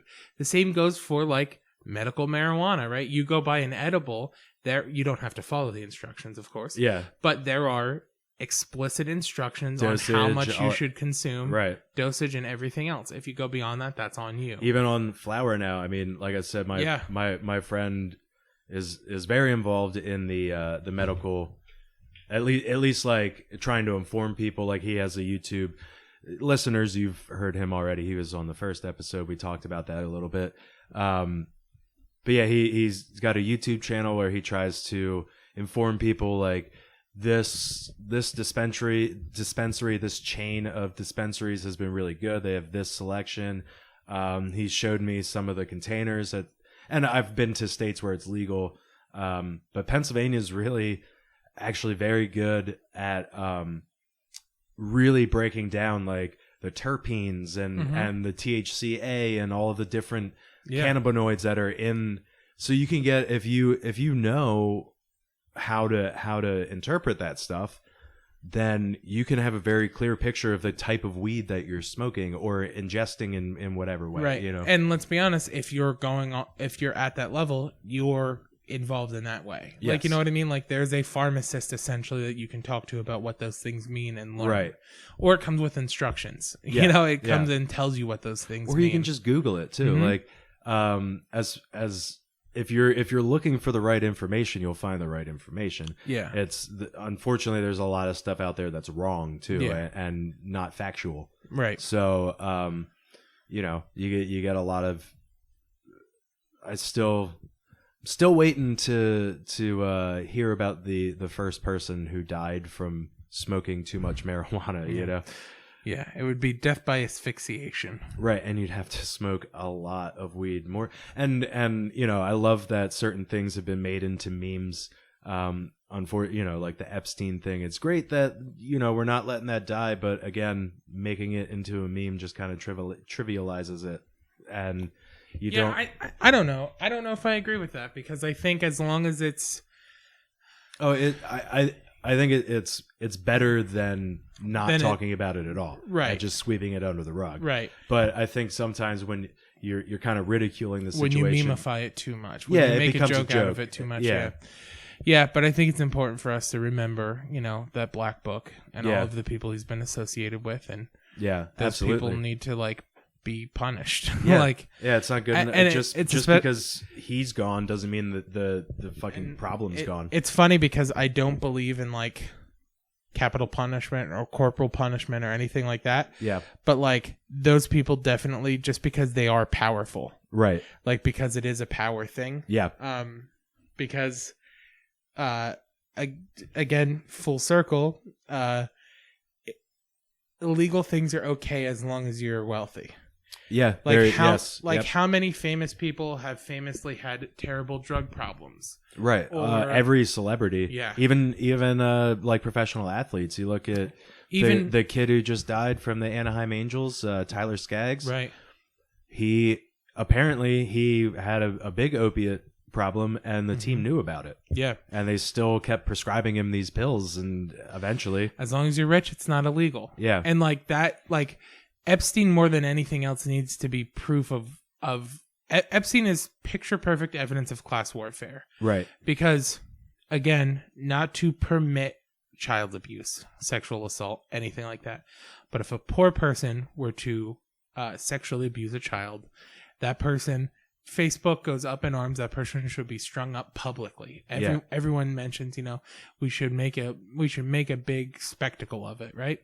But when it's our politicians and our celebrities who are committing the pedophilia, it's just kind of it gets turned a blind eye to. Yeah, or people just shout fake news now, you know, right? Like, and that's one of the big problems with internet culture now is anyone can put anything they want on the internet. So, Yeah. and this is how our whole conversation started, was talking about kind of the internet age and how that's really the defining factor now. Like I've had this discussion with my dad where we were talking about generation gaps and things like that, and I was trying to explain to him that like millennials are not what the boomers are upset about. Gen Z Gen Z is what boomers don't like, but Gen Z is a subsect of the millennial generation. Really? Because yes. Interesting. It's interesting that that's your belief. Right. Well, I'll explain because before we had technology that grew at the speed that the internet allows like information to proliferate and everything like that. Every about 30 years was a new generation, 30, 35 years. Mm-hmm. But now you have millennials. We grew up with this proliferation of information on the internet. So everything happens exponentially faster. Mm-hmm. Or we'll say 2 times faster, because that's how I see generations changing now. It's not just parents having kids and that's the new generation. It's not the people living together at about the same time at about the same age. It is the people living together who have the same technological advances at about the same age, as how I see it. Mm-hmm. So, we were talking about how when I was a kid, everybody, the phone was a Nokia brick. That was what everybody had, or something like a Kyocera, Mm-hmm. these brands that don't even exist anymore. And then when you were there, it was Razor. It was the Razor, and that was like the hot thing when I graduated high school. Yeah, Razor and then BlackBerry. Yeah. So those, and even between us, we're like 5 years apart, right? Mm-hmm. Even between us, there's generational differences Mm-hmm. where it's like, I don't understand how you see the world that way, but you are like, well, I kind of don't see how you see the world this way. Yeah. And it's definitely, generations change with technology now. It's not just people having kids anymore. It's right. It is who has access to information. Yeah. And at what rate and what quality of information. Yeah. Yeah, I definitely agree with that. I mean, I do think it is millennials who boomers have the problem with. Okay. But I think it's because we're the generation who can challenge them. Like, you know what I mean? We are like the largest voting population now. Yeah. Right. So we are challenging them and their beliefs and also too, I think it is, boomers are typically our grandparents. Like, they're my parents, actually. Yeah. My dad, my mom and dad are like right on the edge of Gen X and boomer. Yeah. See, my mom and my dad are in their late 40s, almost 50. My grandparents are in their early 70s. Okay, so your parents are pretty young when they had you, then. Yeah, they were in their 20s. Yeah. So my mom was 19. My dad was like 21 or 22. Okay. See, my mom was 27, I think, when I was born, and my dad would have been like 32, my age, basically. Yeah. And I was the second child, but still, So I think boomers are mad at millennials for 2 things. It's one, we're challenging them, right? And I think, like, interesting, like, to support your point about technology, right, is I think the reason why there are so many millennial socialists is because socialism is very globally oriented. A lot of socialist beliefs are things like open borders, light on foreign policy, stuff like that. And I think because we've been able to access so much of the world so much easier, right? Flight is easier than it's ever been. Right. Communication is easier than it's ever been. Absolutely. So we've been accessing parts of the world our entire life. Right. And that's like, again, that goes back to that idea of scale and how we see the world. And I think that has a lot to do with the internet, Right, absolutely. There's when I was 13 years old, I had a friend who lived in Chicago, Illinois, who I had never met in person. My parents would have never had that. Yeah, I remember it blowing my grandparents' mind that, like, at like 14 years old, I was playing a video game with somebody who lived in like Switzerland. Right. They were like, Yeah. what? Yeah, you're getting heckled by a 12-year-old German kid. Yeah. It was Yeah. crazy enough to them that I could play Grand Theft Auto with my cousin in California, Yeah, let alone I was playing video games with someone in a foreign country. right. So I think a lot of the reasons why millennials, again, not to make a sweeping generalization, but so many millennials fall in this far left socialist movement is because they have that. They've been accessing globally their whole life. Yes. News-wise, like we've been getting global news forever because we're Right. like You don't have to go pay 50 cents for a newspaper or read through the shitty well, local one to try right. to find some good not world just coverage. Not just that, but we're also on this. Millennials are on a fine line where we experienced 9/11, but we weren't affected by 9/11. Well, I mean, I was 2001. I was going to be 14 years old, so I was old enough to understand what was happening. Right. I was. So you were 11. Did you say? No, you were 14. I was 13. 13. So I was 8 in September. That makes sense. I was in 3rd grade. Yeah, Right? I was in 7th grade. I was old enough to understand that a scary thing happened, Right. but like I didn't understand the constant fear that older people were in.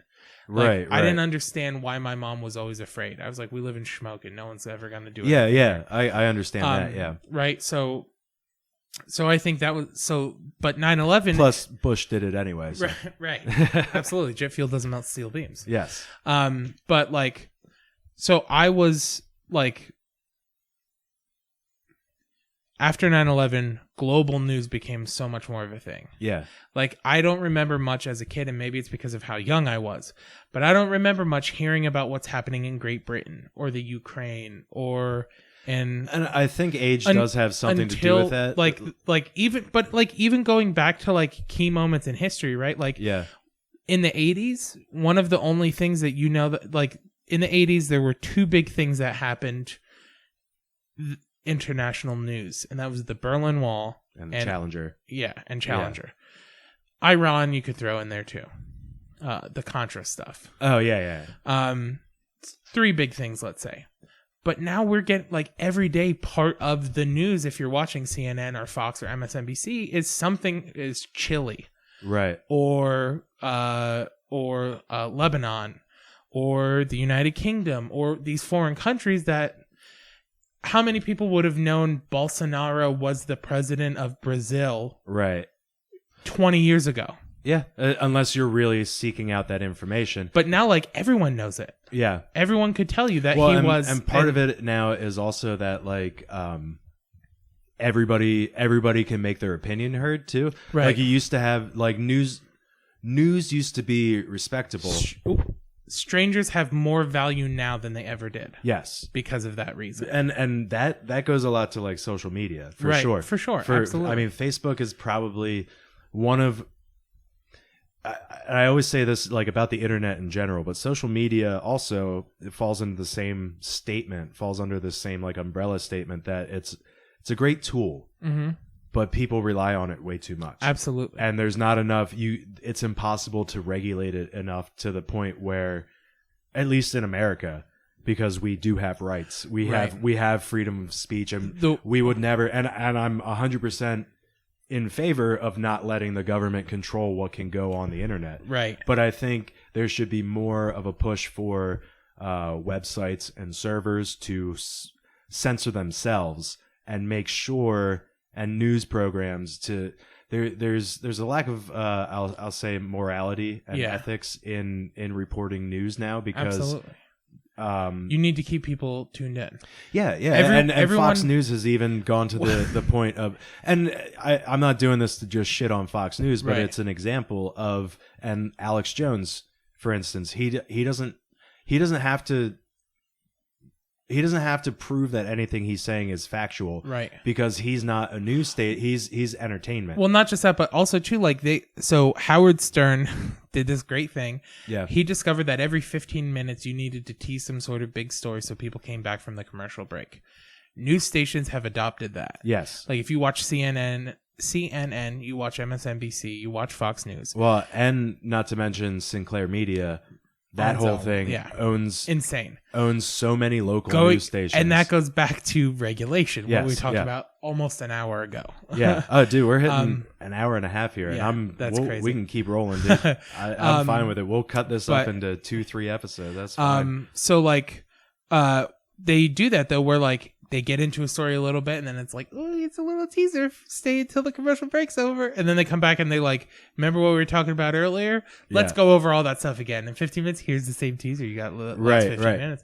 Have you watched, have you seen The Newsroom on HBO? I haven't, no. Is it good? I've heard it's great. It is really good. Well, you know the opening scene, of course. That's the one that everybody sees. America is not the greatest country in the world. That went fucking viral because it's one of the best cold opens to a show I've ever seen. Yeah. The first season is really, really good. The second season is all right. Yeah. It wasn't as good as the first, but the third deals with exactly what we're talking about, where the news station that they work for is being bought out by a tech internet conglomerate who wants to turn it into entertainment news and not news. Yeah. You know, and that's, again, comes back to the whole point of why I wanted to figure out a way to start a podcast that just informs people of what's going on and doesn't have commentary and spin and things like that. It's just, this is what's happening. Mm-hmm. This is what's happening. Here's pure information. That's all I want to give to you. Mm-hmm. Because I don't think that exists anywhere. Mm-mm. It doesn't. Every news station has their bias, and it doesn't matter where you're getting it from. You're getting something biased in one way or another, and because it is almost impossible as human beings to be completely unbiased and present something without putting your own personal spin on it. I mean, even things like your speaking tone and your inflection when you talk can convey a message to somebody. Absolutely. I mean, again, at the beginning, early in this podcast, when I rolled my eyes, nobody saw I did that but you, but everyone heard it. Yeah. You could hear it in my voice, right? So or even if I'm slight, like, yeah. So even if I'm presenting information just raw as it is, right, I can still, through tone and inflection, imply things. So absolutely. That's what makes it so difficult. But like going back to the whole boomers versus millennials thing, it really is us that they hate. But what surprises me about it is that boomers don't remember how they reacted to the two generations before them, right? Or the generation before them, or how Gen X and boomers clashed as well, you know, right. or the greatest generation, right? Or the silent generation, or they're the same. The greatest generation was World War II, and the boomers were their children, kids. And then Gen X are boomers' kids, right? Or Gen X is boomers' kids typically, and then millennials are like boomers / Gen X. Like my parents are definitely Gen X. Yeah, and my parents are like right on the edge. Right on the cusp. And my grandparents were probably like right on the cusp of the greatest generation. Yeah, because, well, they were born either the 20s or 30s. I forget what my grandparents So then, were they're right on the 30s, cusp. yeah. They're like 5 years out of it. Right. But so like, what's crazy to me is that boomers are forgetting that they're forgetting the civil rights movement. They're forgetting them holding hands and preventing the National Guard from segregating a school. Right. They're forgetting women burning their bras in the streets to fight against this sexist idea that women shouldn't be in the workforce. Right. Like they're forgetting the stuff that they did, or oppositely, what I've also been seeing is them going, that is why you shouldn't fight against us. Remember that shit we did 30 years ago? Right. And we set this up for you, basically, is what they're saying. And millennials, their response widely is, yeah, and that's awesome, but you didn't do enough. Right. And it's a different world now, too. Like, you set the framework, but you also fucked us in financially. In ways that you didn't foresee happening. Right. Just because you did those awesome things socially doesn't mean you didn't fuck us in other ways. Right. And we're trying to rectify that now. We love the good things you did, but you didn't go far enough, and now we're fighting for ourselves to try to fix this. Boomers socially were incredibly responsible for a lot of good things. Yes. But fiscally so irresponsible. Yeah, because they fell Like- into the trap of Reaganomics, basically.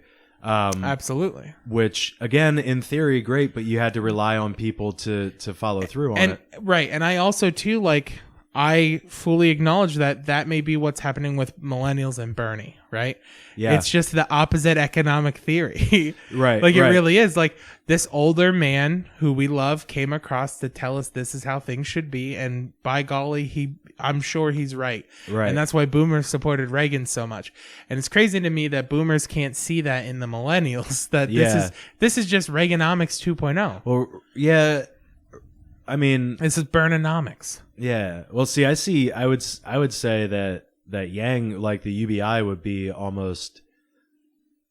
It's forcing Reaganomics to work, is what he's doing. He's saying, okay, Whereas Bernie is the opposite of Reaganomics. Right. So yeah, it's with like the UBI, he's basically saying, all right, no, you had the right idea by saying if we let these corporations make a ton of money, then theoretically they should be able to give more back. But then people just didn't do that. They just kept it. So now we have to let them be successful. Let them kind of run rampant, but make sure that they can't avoid the thing that we said they should do. Maybe it's the teacher in me, but I am so the opposite of that, man. I am firmly like, listen, Reaganomics hoped that they were going to do the right thing, and they didn't, so now I'm going to force them to. Because that's what I do with my students in the classroom. Yeah. Oh, I can see I it. give them enough rope to let them hang themselves with it, and then as soon as they do, I go, this is why you don't get that. Yeah. So, like, Jeff Bezos, great social experiment. Sorry that you fucked over so many people. We'll have your money now, sir. Yeah. Like, sorry. and like... And that's where I don't fall as left as you, basically. Yeah, and it's even like, because we don't got to take all of it. No, but again, like, they. My whole thing is that, like, with the wealth tax, say that Warren's proposing, other countries have tried it. It didn't work because billionaires are very good at avoiding losing money. That's why they're billionaires. Well, that's why Sanders is good, because it's mandatory. It's unavoidable. Right. Like, close the tax loopholes. Well, yeah, absolutely. If you want to donate money out of the goodness of your heart, you're more than welcome to. But you can't claim that on your taxes. Right. Sorry. Yeah, and neither can anyone else. Yeah. You shouldn't... There shouldn't... I mean, I get that kind of incentivizes people to give to charity and do the right thing, but... quote unquote the right thing. Yeah, but when you set up your own charity to just funnel the money back to yourself, like the Clintons have done, like Trump has done, and the NFL, like the NFL has done, like every organization who does that has done. Right. Guess what, guys? You fucked us. Sorry. Game over. Like, okay, when I take our students out for gym class, right? I let them go. Yeah. Until something happens that they can't be outside anymore. Right? And then I take everyone inside and I set them down and I go, guess what? You ruined it. Yeah. You're the reason nobody could play basketball. Sorry. You were trusted and you betrayed that trust, and now you don't get basketball. And that's what economically needs to happen in this country. Yeah, I mean, I see your point for sure, but because if you don't do that, it's just going to keep happening. Like, so, but as far as it's hard to explain because I don't think corporations are people. Right. But people run corporations. Exactly. And collect money. Yes. So it's very difficult to like Bezos is so wrapped up in Amazon that it's hard to punish one without punishing the other. You know what I mean? Because I do believe in free market. I do believe in some capitalist ideas, but I don't. But I think people again are the ones who ruin it. So my fundamental problem with same with socialism. Right. Yeah. Totally agree. People ruin every economic theory. Economic theories ruin are good. Everything. Yeah. Let's just put it that way. However, my fundamental problem with that statement that you've made is that, fuck. What were you saying? That works. What were you saying? What was it that you said? Because there was a really good point that I had to make, but it completely left my brain. I said I don't think corporations are people, and it's hard to punish one without punishing the other. So okay, good. That was perfect. That's all I needed. So the fundamental issue with that statement is that people view taxes as punishment. Taxes are not punishment. No, and I agree with you there. I don't think taxes are punishment. I think the truest form of patriotism is paying your taxes. Right. And like the argument that I hear frequently against higher, like raising tax rates, is now you are stifling innovation and people are no longer going to desire to make money, which is insane to me. Like that's still the only thing anybody's ever going to care about, because that's the only thing that matters. Well, not just that, but money. like realistically, okay, let's say a professional athlete, right? Yeah. Somebody is not going to give up on the NFL because now 55% of their $10 million gets taxed. Honestly, it does the opposite. It makes that guy, like, sure, anything after $10 million gets taxed at 55%. So I'm going to make $85 million. I'm going to play so well in football that I get an $85 million contract and let them take 55% of my $85 million because I'm still walking away with $30 million. Right. Yeah. Like instead of losing $5 million of my 10, I'm losing 40 of my 35. Or I'm losing 30 and keeping. I'm losing 40 and keeping 35. Yeah. Instead of losing 5 and keeping 5. Like you don't lose the incentive to earn more money just because people are getting taxed more. Like, right. Do you think people? First of all, like, because frequently people say nobody would become doctors. Right. Yeah. With like free healthcare. Yeah. Yeah. And I don't think healthcare. I'm on the boat where I don't think healthcare should be necessarily free, but I do think it should be affordable, and you shouldn't need to have like anybody should be able to walk in to an ER without health insurance and get their treatment for $4 or whatever, right. Or at an affordable rate. You know, you need simple surgery, $250, right? And that shouldn't be. You shouldn't have to be a citizen to do that. You shouldn't have to be. It's just if you want to make it a business, make it a business. You know what I mean? Run it like a business, not like a racket. Right, but something that is a requirement for life, liberty, and the pursuit of happiness, which we're promised by the preamble in the Constitution. Yeah. If healthcare is required for that, I totally agree. If I'm unhealthy, if I am unhealthy, if I'm sick, if there's something wrong with me, I am not being given life, liberty, or the pursuit of happiness. So the government then should be required to provide healthcare as part of that. Yes. And I'll to that point, I will say that I've always part of like the economic inequality definitely infringes on the right to the pursuit of happiness for some people. Because you know the saying is like money can't buy happiness, but I always say it buys the freedom to pursue it though. It also buys security and comfort. Yes, like and liberty at times. Yeah, it keeps a roof over your head. Yeah, and like people who care about property, right? Right. Like if the government is supposed to protect our rights to property, life, liberty, and happiness are all required to own property, which is part of liberty. But like, so for doctors though, there's no reason why healthcare can't be provided publicly, right? It's true. We don't pay like PennDOT workers, right? No matter how much people talk about how much our road conditions suck in PA or whatever, it is still... Well, that's because our tax dollars don't actually go to that. They get funneled into something else. Police mostly. Yeah. But like realistically, that is a highly sought after employment position for like uneducated or undereducated people who don't go to college, right? Because it pays really well and has phenomenal benefits. Yeah.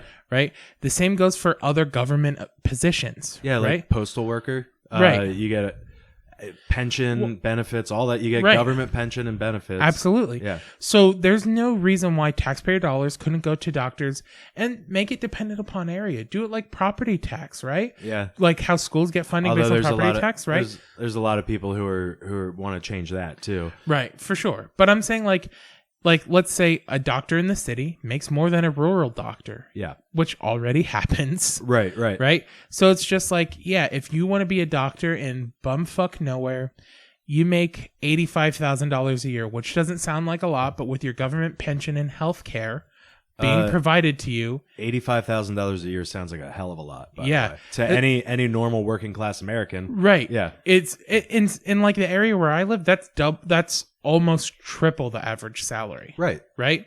In a city, doctors make $150,000, $175,000. It's harder to be a doctor in the city, so of course they should make more money. Right. But again, they get those benefits of having the government job. They have security of their job. They have all that stuff. Like in your scenario, that's not how it happens now. Yeah. In the scenario you're proposing, right? Yes. Yeah. There's no reason why that shouldn't be how it works. The same way, like civil engineers who work for cities make way more money than private engineers, right? Because they work for the government. Yeah. Like there's no reason. There's absolutely no reason. And like there should just be easy access to it. Like, especially like one thing that's really crazy to me is the way that healthcare providers are making so much more money now is like Geisinger has done this, who has been my doctor my whole life, right? Yeah. My general practitioner no longer takes like appointments short notice. Okay.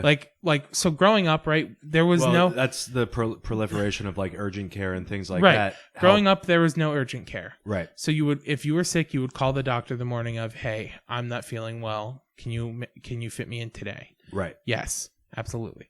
Now I call my doctor and it's go to urgent care. Yeah, because and that's again something that Yang brings up, where you don't, for some of these rural areas, you don't necessarily have to have a doctor. You can have a nurse practitioner. You can have a physician's assistant or something like that who can diagnose 90% of what's wrong with people, because 90% of people have the flu or a cold or strep throat, bronchitis, something simple that it's just antibiotics. Boom, you're good after a week. You know, so it's the medical field is always really confusing to me. You want to take a break here real quick? And sure. All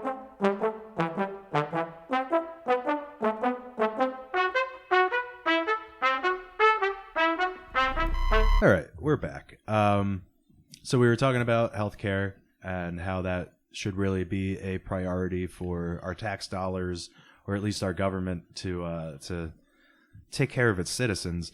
And another way that I think Chris and I both agree that our government is kind of failing the American citizens at this point is education and the quality of education. Yeah, absolutely. And I think, I really do think that, like, bringing back George Bush, to reference him again, that was really what he wanted to be known for. Unfortunately, he fucked it up. Nickel B was terrible. Yeah. I was in high school during Nickel B and all the standardized testings and everything like that. And that got really backwards. Its intentions were right, but like right. It like most other things in government, schools figured out a way very quickly to exploit it. Yeah, well, and it doesn't make much sense to me that the highest performing schools would get more money because they obviously don't need it. Right. Well, and then more affluent school districts who are already going to be more successful than people who have outdated source material and textbooks. Right. They're gonna be better. Well, that also incentivizes then these private and charter schools, these semi-private schools, right? Magnet schools, charter schools being two examples of them, where now schools are nitpicking, prioritizing what students they are accepting based upon performance to guarantee an increase of funding. Right. So you have these wealthy schools getting more money because they're only accepting smart kids. Meanwhile, the students who are underperforming get stuck in public schools that will continue to just get worse. Right. Right. The desire of it was to make it so that schools that like to incentivize schools doing well, but it really just incentivized schools keeping students who do well and getting rid of students who don't do well. sending them off, making them other schools' problems, things like that. Right. Especially in urban areas, you see that where like it's kind of agreed upon, like this one school's where all the not so smart kids go, Right. and then or there's only one school where you're going to be successful if you go to that school, and all of the public schools are shit. What's more common is you see magnet and charter schools that have very smart students getting increased amount of funding, and then all of the kids who don't perform well enough to get into those schools are stuck in public schools. Right. But with that being said, like it really is like an opposite thing, or at the very least, schools should get just kind of similar to how we talked about with doctors. Urban areas should get more money. Rural areas should just get less money from the federal government, right? Yeah, well, simply because of the volume of students that you have to, and that's not how it works right now. Yeah. Because I know even growing up in the small, I grew up in Lebanon, Pennsylvania, which is under 30,000 people. Yeah. And we had 2 school districts. We had the Lebanon City and Cornwall Lebanon School District. Cornwall Lebanon was the one that I went to.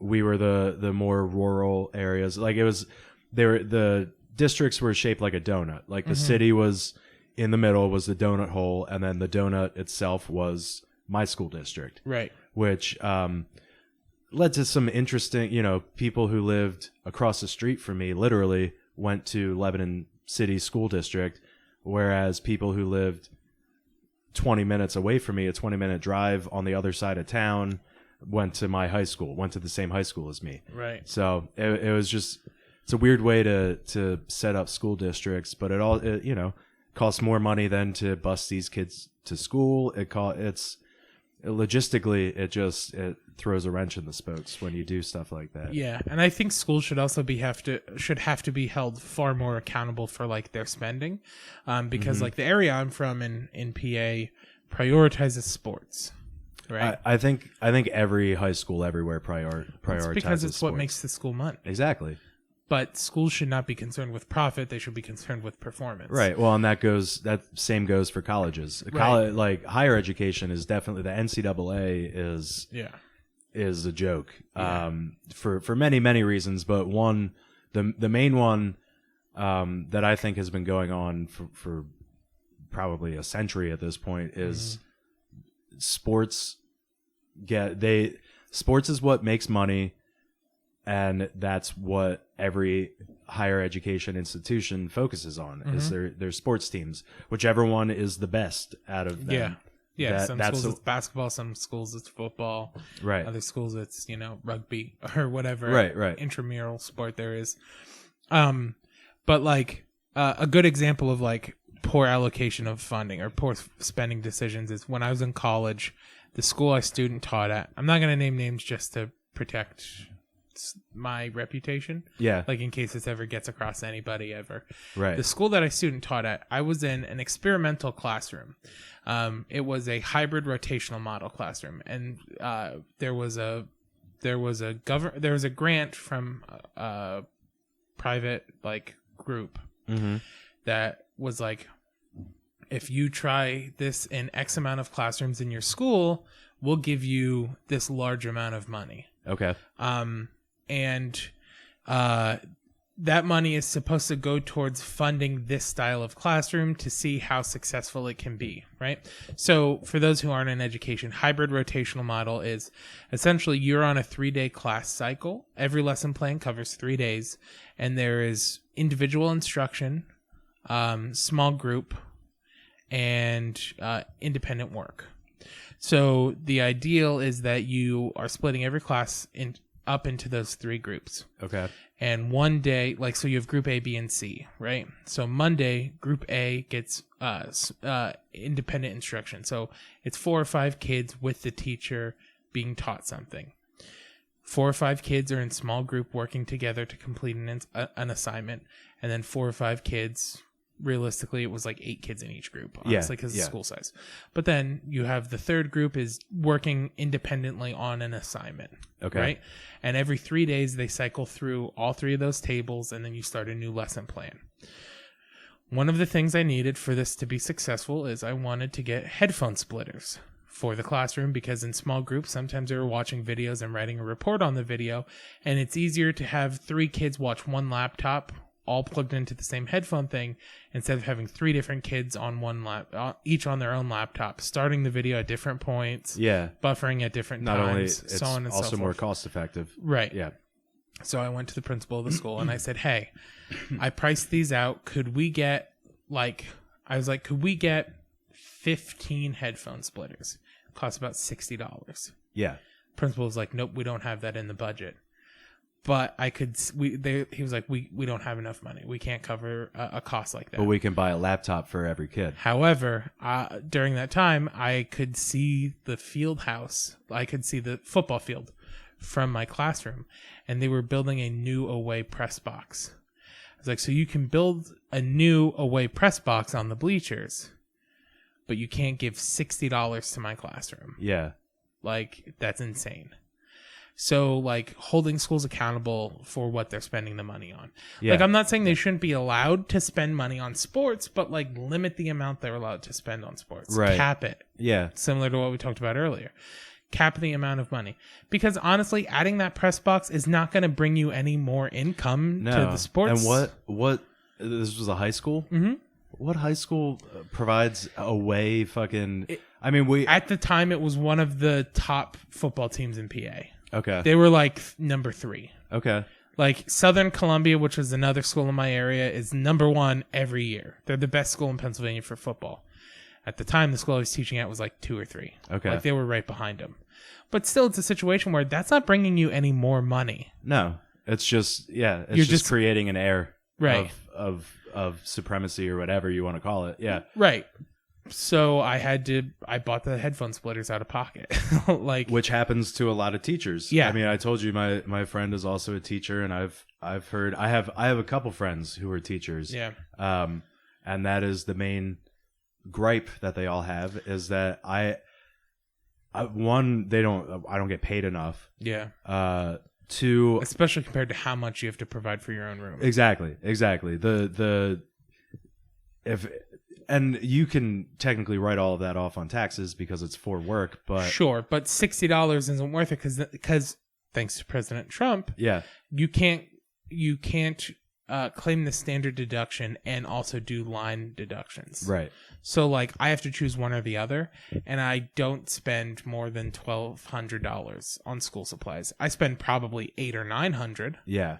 But I don't spend more than $1,200, so standard deduction it is. Right. It's still the better option. It's the same with my employer when I drove out to Columbus, Ohio for a conference, and I don't want to badmouth my employer too much, but this was something that I think they misunderstood a little bit, because they weren't paying me mileage. I was driving my own car, and they weren't paying me mileage, but it's an 800-mile round trip. It's like, you can write that off on your taxes, the mileage. Yeah, and the federal rate for taxes is 55 cents, or for mileage is 55 right, cents so per mile. Still didn't do anything. It doesn't make you can't do that now. $400. Right. And so that's not more than the standard deduction, and I don't buy anything else for work, Yeah. My previous job, when I was working with students with special needs, some amount of driving my own vehicle had to be done for that job, for like field trips, stuff like that. Yeah. And it was a similar situation where when that passed, where you couldn't do line item deductions and also take the standard deduction. Yeah. They dropped our mileage pay. They started paying us only 49 cents per mile. Because they're like, well, you can just claim the 6-cent difference on your taxes. I'm like, really? You're going to nickel and dime your employees that much? Yeah, of course they will. Of course. That's insane. They have a budget to meet. Absolutely. And that's where I think that's a capitalist society. That's the influence of capitalism for sure, is that every nickel and dime is more important than any person. Yeah. And whether we want to accept that or not, whether... the purpose of our lives in a capitalist consumerist society is to make and spend money. Mm-hmm. That is the only purpose we have. That is the underlying purpose to every single human life. Truthfully, it's not even make money. It's just to spend money. It's true. Like they don't like in a capitalist society, they don't care if you're dependent on welfare. They just care as long as you're spending money. Absolutely. Yeah. And you know, you hear the argument that I get against that when I make that very broad statement is, well, no, you have to, it's all about family. Like my family is what gives meaning to my life. Like, yeah, on a personal level, yes. But in a society, which we do live in a society, I still haven't seen that movie, but in the grand picture, the grand scheme of things, you can't have a family unless you have money. You can't survive without making and spending money, which doesn't even have any real value. By the way, it's just the value that we attribute to it. Yeah. So it's arbitrary. It's a completely arbitrary system that we operate in, and it's very easily manipulated to keep a large majority of people subservient, basically. And that's the goal, man. Yeah. Capitalism just sees humans as fuel. Right. We're in the matrix. And absolutely. And that is why it needs to, as a leftist, it needs to be dismantled. Because people need to be treated as more than just fuel to keep the machine running. Yes. Now, have we become too big to fail? Is capitalism too big to fail at this point? Absolutely. Yeah. Absolutely. The fact that banks have been bailed out multiple times, the fact that Wall Street has been bailed out multiple times, shows that capitalism will never fail in the United States. Right. It cannot be defeated. Yeah. And again, to bring it right back to my Yang Gang, that's what I love. I love that. Yeah. It's so good. Well, there are so many talking points that you know, I've paid attention to him. I've really dug into his theory. Haven't read the book yet. I'm going to though. But the way it's the next stage of capitalism. We're in late stage capitalism. We need to evolve. We need to look at what does work about that system, which there are some things that work. Yeah. And we need to adapt the way we live in that construct, because what we're doing now is not working. Unfortunately, I do believe the planet dies before we change. I agree. It's not, we're not hoping for that, but obviously the way things are going now, that's the only thing you can predict is we'll all kill each other, and the people at the top are going to stick around because they can afford to protect themselves from the next world war, which is, it's going to happen sometime. I mean, it might not happen in our lifetime, right, but eventually, you know, history repeats itself. It's going to happen. So, just a very good example of how important money is to surviving as a person, right? Mm-hmm. When the wildfires have been breaking out in California. Yes. Yeah. Kanye West, who I am a fan of, was able to pay private firefighters to prevent his house from burning down, while everyone around him, poor, who couldn't afford it, whatever, not that he lives around poor people, right, but the fire on the way there burnt down a lot of houses of people who couldn't afford to pay private firefighters. Or just communities that couldn't afford to have firefighters. Yeah, that alone is revolting. The fact that Jeff Bezos could independently make everybody in America a millionaire and still be a billionaire is obscene. Yes. That's absolutely obscene. That's the level of wealth that millennials are upset about. Boomers, we're not upset about the doctor making $150,000 a year, because he should. Yeah, he absolutely. Doctors, teachers, they should be among the highest paid people, because they truthfully, do the most I'd even say work. Judges and lawyers, people depending on not police, but the people who actually interpret and uphold law. Yeah, lawyers and judges, absolutely, they should make a lot of money too. Truthfully, because they put in a lot of work to know how to operate in the system. Well, not just that, but they enforce our forced morality. You know what I mean? Yeah. Without them, there is no moral. I don't know about lawyers, but legal moral fabric. The problem is wherever there's power or money, corruption runs rampant. So You can't, and money and power are so closely connected. I would say even where there's humans, power, like corruption runs rampant. Yeah, it's just in human nature for some reason. It is. Well, it's because the way we got to where we are through evolution, Darwinism, survival of the fittest. Yeah. Only the strong survive, and we don't have to live under that auspices, I'll say. Right. We don't need to. That's not how we have to live our lives anymore, because we can survive without being the strongest, fastest, fittest human being. I mean, the most Rogan-y thought I'll ever have really is that the reason why humans have become predatory towards each other is because we no longer hunt other things. Yeah. Right? No, that's absolutely right. So like really the billionaires exploiting their employees and the corporations and making the money, they're doing that just because like it's satiating that feeling. Right. Like seeing that net worth roll up and up and up is a body count. It's hunting. It's am I providing for my my tribe?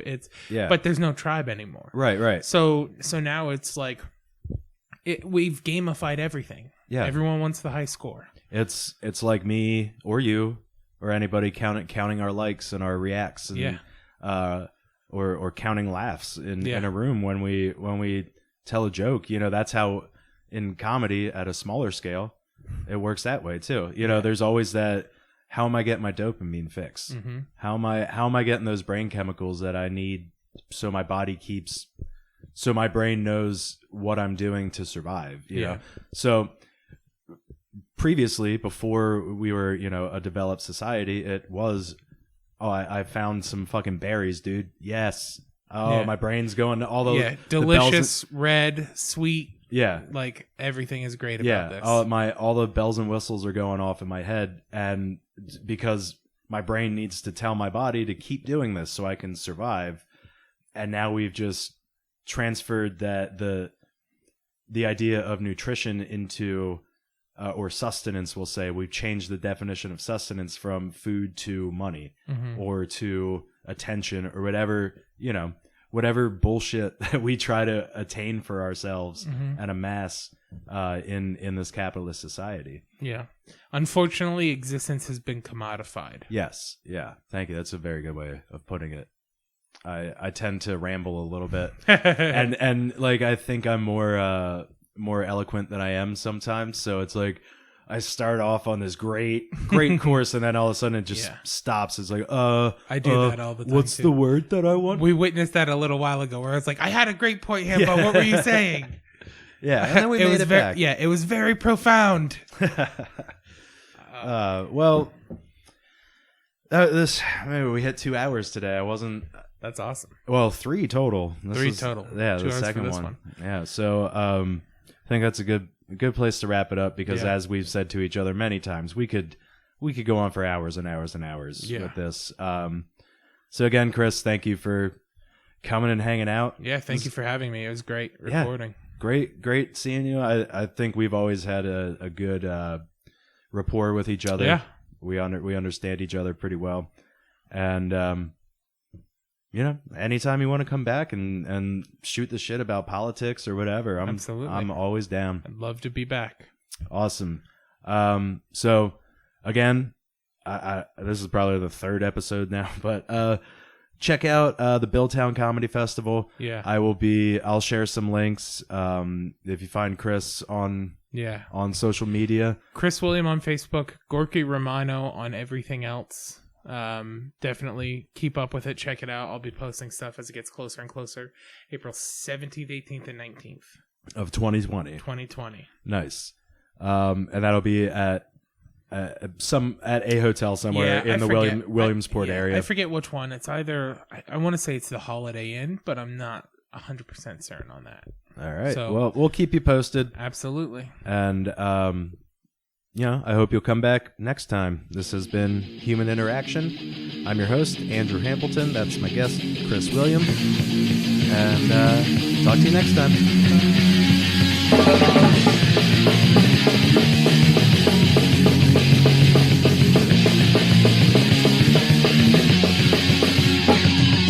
Billy went to school without a care in the world. He was looking for some peace of mind and a pretty girl, but he didn't find it. He expected peace of mind was a gift, and once again he talked. And you know he was rejected. He didn't see into society's eyes and open up his eyes. He didn't realize that you think he can scream about everything, but you will never ever do anything. You see that good enough. Stand by your friends when you're in a fight. Is it alright to go back down when you know that it's alright to fight time? And every time just goes back away, and I might say, saying what I feel today.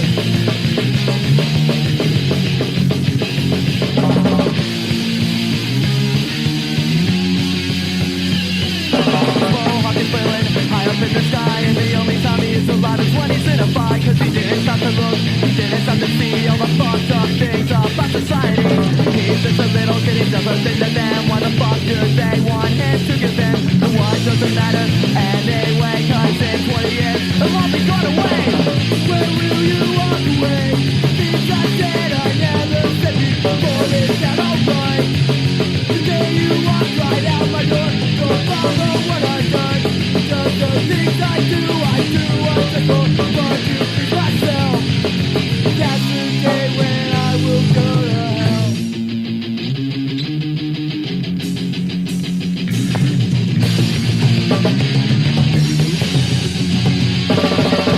Bitch and wrote about the monsters in your neighborhood, but without you the monster never would. Kicking, screaming hate, moaning, gunning rage. Who the fuck are you, man? How the fuck can you relate? I'm just a little kid, I do nothing to you.